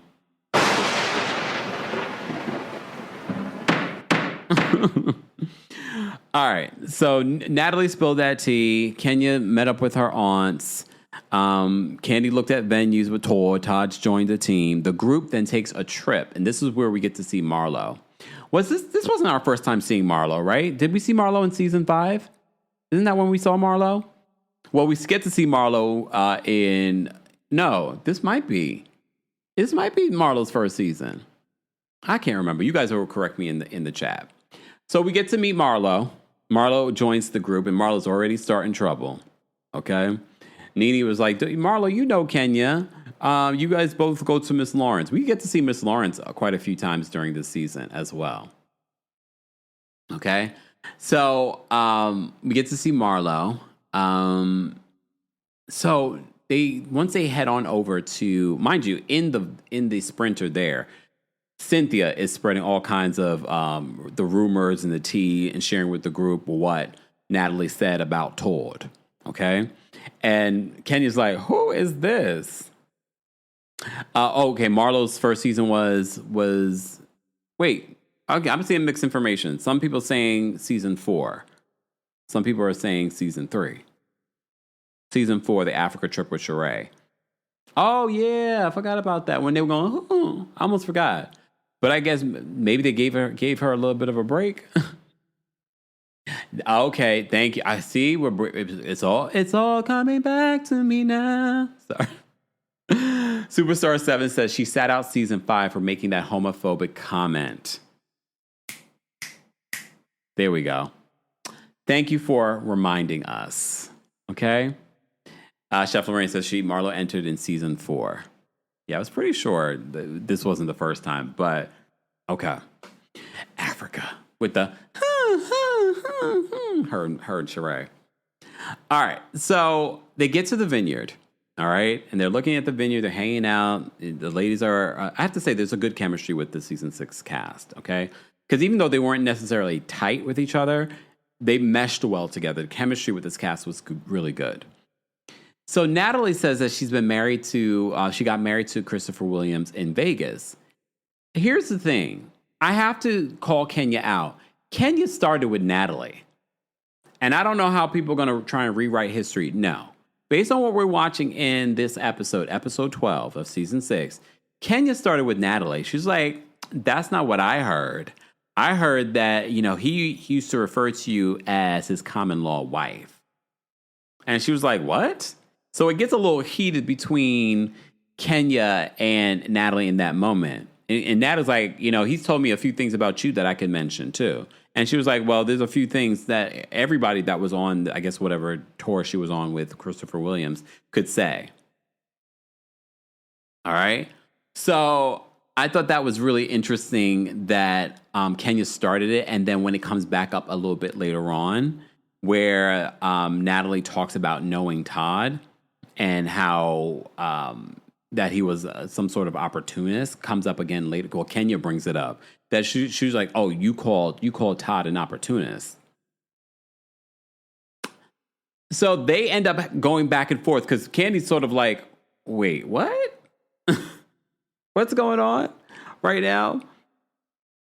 So this comes up again later when they sit down in regards to, I forgot what they were talking about, but then Kenya chimes in and we're like, oh, you shouldn't do that. And then Natalie's like, well, you did that in regards to bring up her relationship.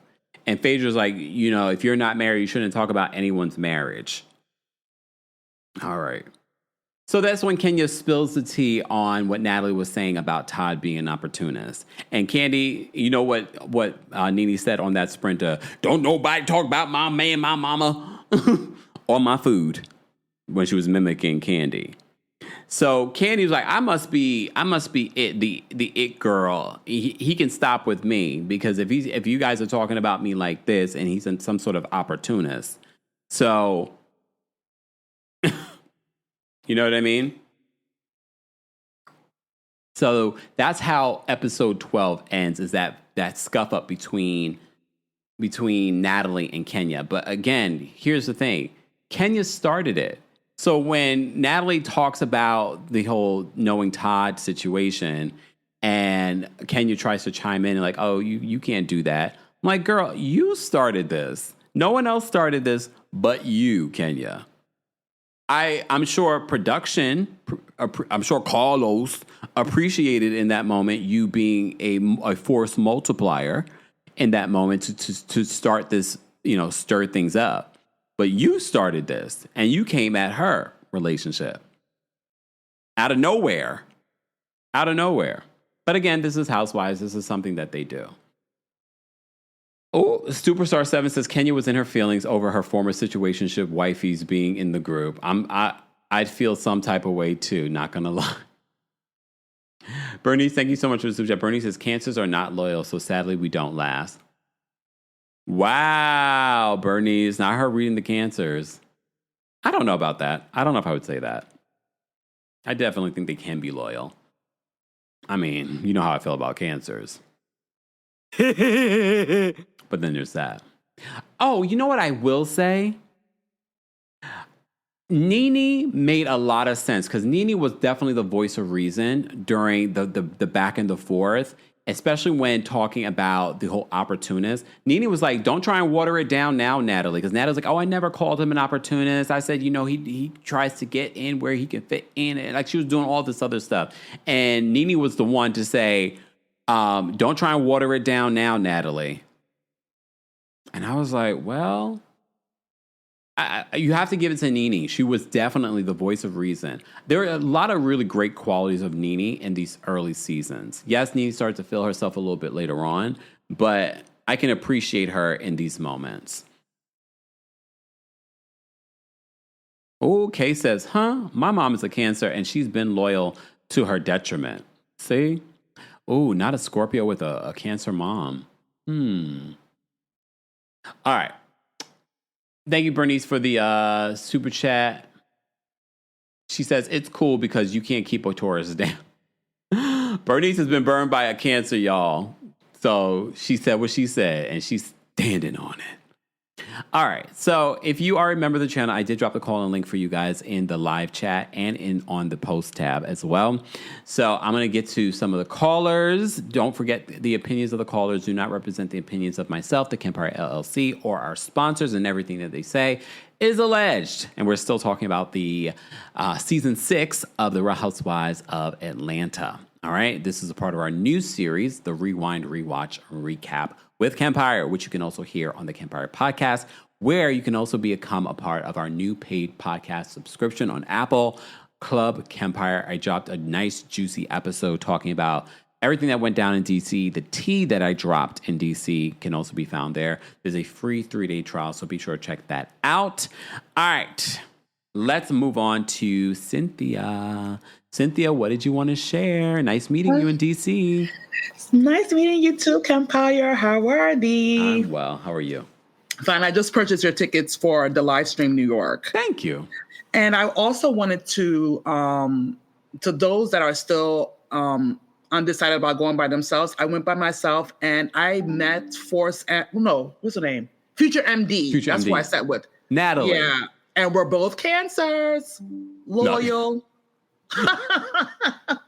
Yeah, because you guys sat at the table, the VIP tables. Correct. Yeah, we had a great time. It was a definitely vibe. It was a vibe, Kempire. Thank you so much. Thank you. Season 6 was a good season as well. I want to ask, do you think that Kenya's behavior? Do you think it's because of her and her mom's relationship? Oh, without a doubt. I think because, people always want to say that Kenya is not really like a girl's girl. I think because she didn't really have an example of that. Yeah. You know what I mean? Yeah, so I think some of those little things about Kenya is without a doubt unhealed trauma from being rejected by your mother. I can't imagine what that must feel like being rejected by your mother. I can only imagine. And it kind of brings me back to Ashley. Remember Ashley Darby went to go see her father? Mm-hmm. And I don't know if it was because of they were filming or I don't know, but it's really, really sad. Really, really sad. But either way, Kempire, it was so nice seeing you. I look forward to seeing you again. Yeah. I showed my kids your picture. They're like, is that Kempire? They went back to school today. Have a good day, everyone. You Thanks, too, Cynthia. Kempire. Take care. Bye. Superstar 7 says, not Kempire doing zodiac seating at his shows. It's so funny because a lot of the Virgos were kind of seated with each other. I was like, please pay attention to the signs that you were next to at the show. Just saying. No, everyone gets to choose their own seating. So, all right. Again, guys, don't forget to get your tickets. This is the last show of 2025, the last show of the year. You never know, this could be my last show in general. I mean, life is short. God forbid. All right, Tyler's backstage. What did Tyler have to say about season 6? Hi, Kempire. Hey. Well, it's been a while, but let me say this. With season 6, I will say this. While that season was great, it also shows where Kenya was so performative. I wish that she would have brought some of, because the real Kenya, when she toned down and really found her place in the group, was around maybe when she returned, when she had the baby. I wish some of that Kenya was in that season. I could not stand her back then. Watching this now makes me miss Nene a lot because as much as she got on my nerves, she is a voice of reason and she's willing to keep it real with everyone. Porsha has never been anyone's friend. Like, it's sad to see she's never been anyone's friend. And I think it starts with that pizza eating mama. I don't know, but it just is. I love Cynthia more than I did back then. That's weird. Cynthia, I used to call her boring, but to be honest, I could see a world where a Cynthia and a Nene stayed around now, if that made sense, because they were actually a very good duo had Kenya not got in there and kind of mixed some of that up. I'm being, well, honestly, if Nene was secure enough not to let Kenya play mind games with her, that's what actually happened. But I would love to see a world where Nene was come back. Unfortunately, that may not be happening, but I do like the dynamic of Cynthia and Nene. They balance very well. There's a true sisterhood there. Yeah. And they're in a better place now, too. Right. Other than that, I mean, it's just Porsha has always been a horrible person. I'm sorry. And last but not least, let me say this. I'm from Memphis, Tennessee. Y'all need to leave some of y'all need to leave K. Michelle alone. Why? My girl is very educated. I read the comments. My girl is very educated. And K. Michelle code switches. What you saw on Love and Hip Hop was very much I'm adapting to the environment I'm around. She's very smart and knows how to play her role. I think she's going to be amazing on the Housewives of Atlanta. I'm from Memphis. I have to stand up for my Memphis girl. Sorry, I know that's another subject, but I have to. No, we talked a little bit about K. Michelle and her posts over the weekend at the top of this, so it's still related. Yeah, I just think, honestly, Kempire, I really do think that people thinks what happened on Love and Hip Hop was her true, genuine personality. It may be, but it was hyping to get where she needs to go. And I think people forget K. Michelle is a college graduate who was about to go to law school, who knows classical piano, guitar, all that. Love and Hip Hop just was not the environment to display that. I think that she will do well on this cast. She knows how to maneuver wherever she's at. She wouldn't be on all these shows. She's also a Pisces, so that makes sense. Yeah, she wouldn't get all these opportunities if she didn't. Think about it. They haven't banned her from any networks, and every producer says she was actually the easiest to work with because she lets it go once the camera is down. But that's all. Okay. Tyler, what's your sign? I'm a Sagittarius. Of course. Libra moon. Scorpio rising, I think that's what it is. I know. Don't do that. Don't do that. Don't do that. Okay. Noted. All right, thanks, Tyler. Bye. We love when Tyler calls it. Shout out to Tyler. It has been a while since Tyler called it, but Black Sundays are not happening right now. And Tyler, I don't know if Tyler, do you watch the other shows? Tyler. I guess not. Tyler's gone. No, it's all right, Tyler. All right. Jamaris is back, so we're going to bring Jamaris up next. Jamaris, what did you want to share? Hello, can you hear me? Yes. Oh, okay. I just want to say season 6 was a good season. Overall, everybody contribute. But I do want to say, like, you do kind of see the cracks of, like, Apollo and Phaedra marriage. Because season 7 was kind of like a dark season for, like, RHOA. So, like, it was good. I feel like Nene was very humble. Like she knew how to produce. And I just think it was a good season. And I was a Candy hater back then, but now I'm saying Candy, like Candy was a boss, like a triple threat. She knew how to like carry herself. Her family dynamic made her like really pop. And like she's an Atlanta girl, and I'm from Atlanta, so like I get it. But this was a good season. I love the channel, and yeah, y'all have a good day. Thank you, Jamers. Take care. I have to say, though, I understand why people didn't like Candy back then. I could see her vision for the future when it comes to what she wanted to achieve by using this platform and her relationship with Todd. But I could also see why people would have been annoyed with her, especially with how she did not really put boundaries down when it comes to her mother and how her mother was conducting herself on the show and her relationship with Todd. Just saying. Okay, let's bring up Jess. Jess will be our last caller. Jess, what did you want to share? Yeah, I just wanted to speak on the Kenya situation with her mom. Yeah. And because I worked in foster care for a minute now, and so I think that for me, like I kind of see things like a little bit differently. Like because what happened, what I kind of understand with them is that they had somewhat of an internal adoption where because I remember there was an episode, I think it was season 10, where Kenya was saying that like, you know, that her grandmother on her dad's side was really the one who stepped up and raised her. Yes. And it was sort of a thing where it's like the mother said like, you know, I don't want to have a kid or whatever. And then the grandmother was like, give her to me, I'll raise her. And so in a way, that's an adoption.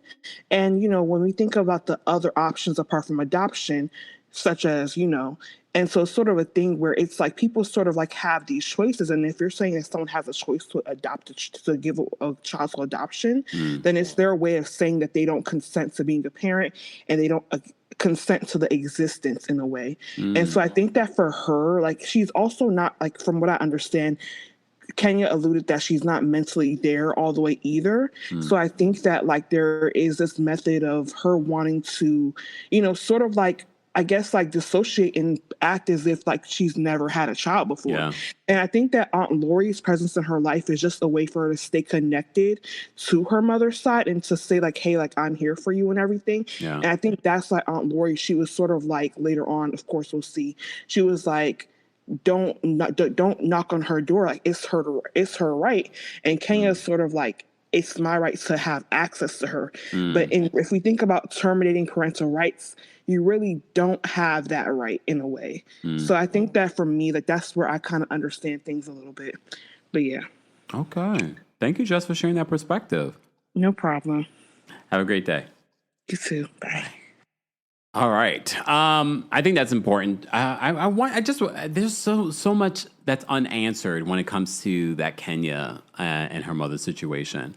And when I think about what Jess was bringing up in regards to it, it makes me think about Oprah and her relationship with her own mother, which was very complicated. It wasn't the same where Oprah could not speak to her mother or was disowned by her mother, but she definitely did not feel like her mother was her mother. And remember, she ends up growing up with her father as opposed to her mother.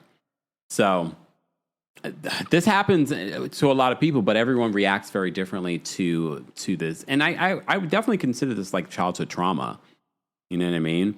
Was it intentional? Look, I wouldn't say that it's intentional, but doesn't mean that it didn't cause trauma to Kenya. And I don't know if that's been healed in therapy. I don't know if I know Kenya has talked about going to therapy, but I don't know. I don't know if it's really been healed. All right. Shout out to everyone that called in. We appreciate you guys being a part of the Rewind, Rewatch, Recap here on the Kempire YouTube channel and podcast. So make sure you subscribe to our podcast today. Thanks to everyone that sent in Super Chats, Venmos, Cash Apps. Any way that you can support the channel, we appreciate it. And the easiest free way you can support the channel is by liking today's video And if you're listening to the podcast, giving us a 5-star review on Apple Podcasts and on Spotify. Reminder, the Kempire After Dark Live experience is coming to New York City. Our final summer tour date of 2025. The Brooke Ashley will be opening up for us. She has some RHOP tea. I got some RHOP tea. I got my own personal tea that I got to share. There's all kinds of things. You just don't know what the show is going to look like. I'm going to try and keep certain elements of what we discuss in Philly, in Atlanta, and DC. However, every single show is so different because the news keeps changing.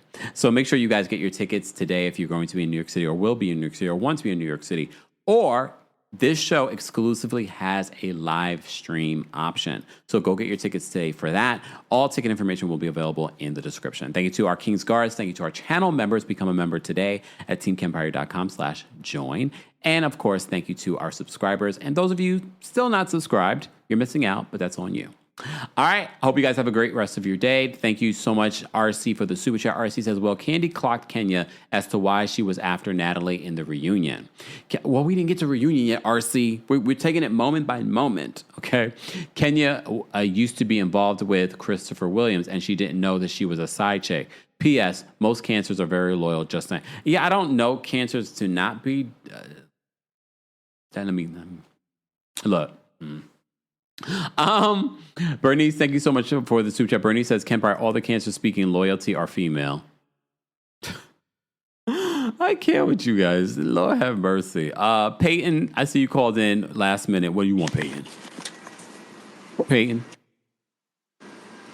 I can't hear you, Peyton. All right. Oh, Peyton dropped out. There we go. All right, guys. I appreciate you all being here. I hope you guys have a great rest of your Monday. I will see you later this week for our recaps of the Real Housewives of Orange County, Real Housewives of Miami, all of that. Be sure to check out the recaps for those, because I know there'll be someone like, when are you going to do your recap of Orange County or Miami? They're done. Like my teeth. They're done. My teeth are not done. These are all my teeth. They're done. No, the recaps are done. You can hear them on the podcast. You can watch them here on YouTube. Be sure to check that out as well. All right. I will see you all. And don't forget to follow me on other platforms like TikTok, Twitch, because I will go live sporadically on there as well. All right, guys. I hope you guys have a great rest of your day. Have you liked the video yet? We're almost at 500 likes. Like the video. Like it. All right. Bye, y'all. See you all in the next one. Thanks for tuning in to Kempire here on the Kempire Radio Network. Don't forget to give us 5 stars on Apple Podcasts and on Spotify. And for more information on the podcast, head on over to KempireRadio.com.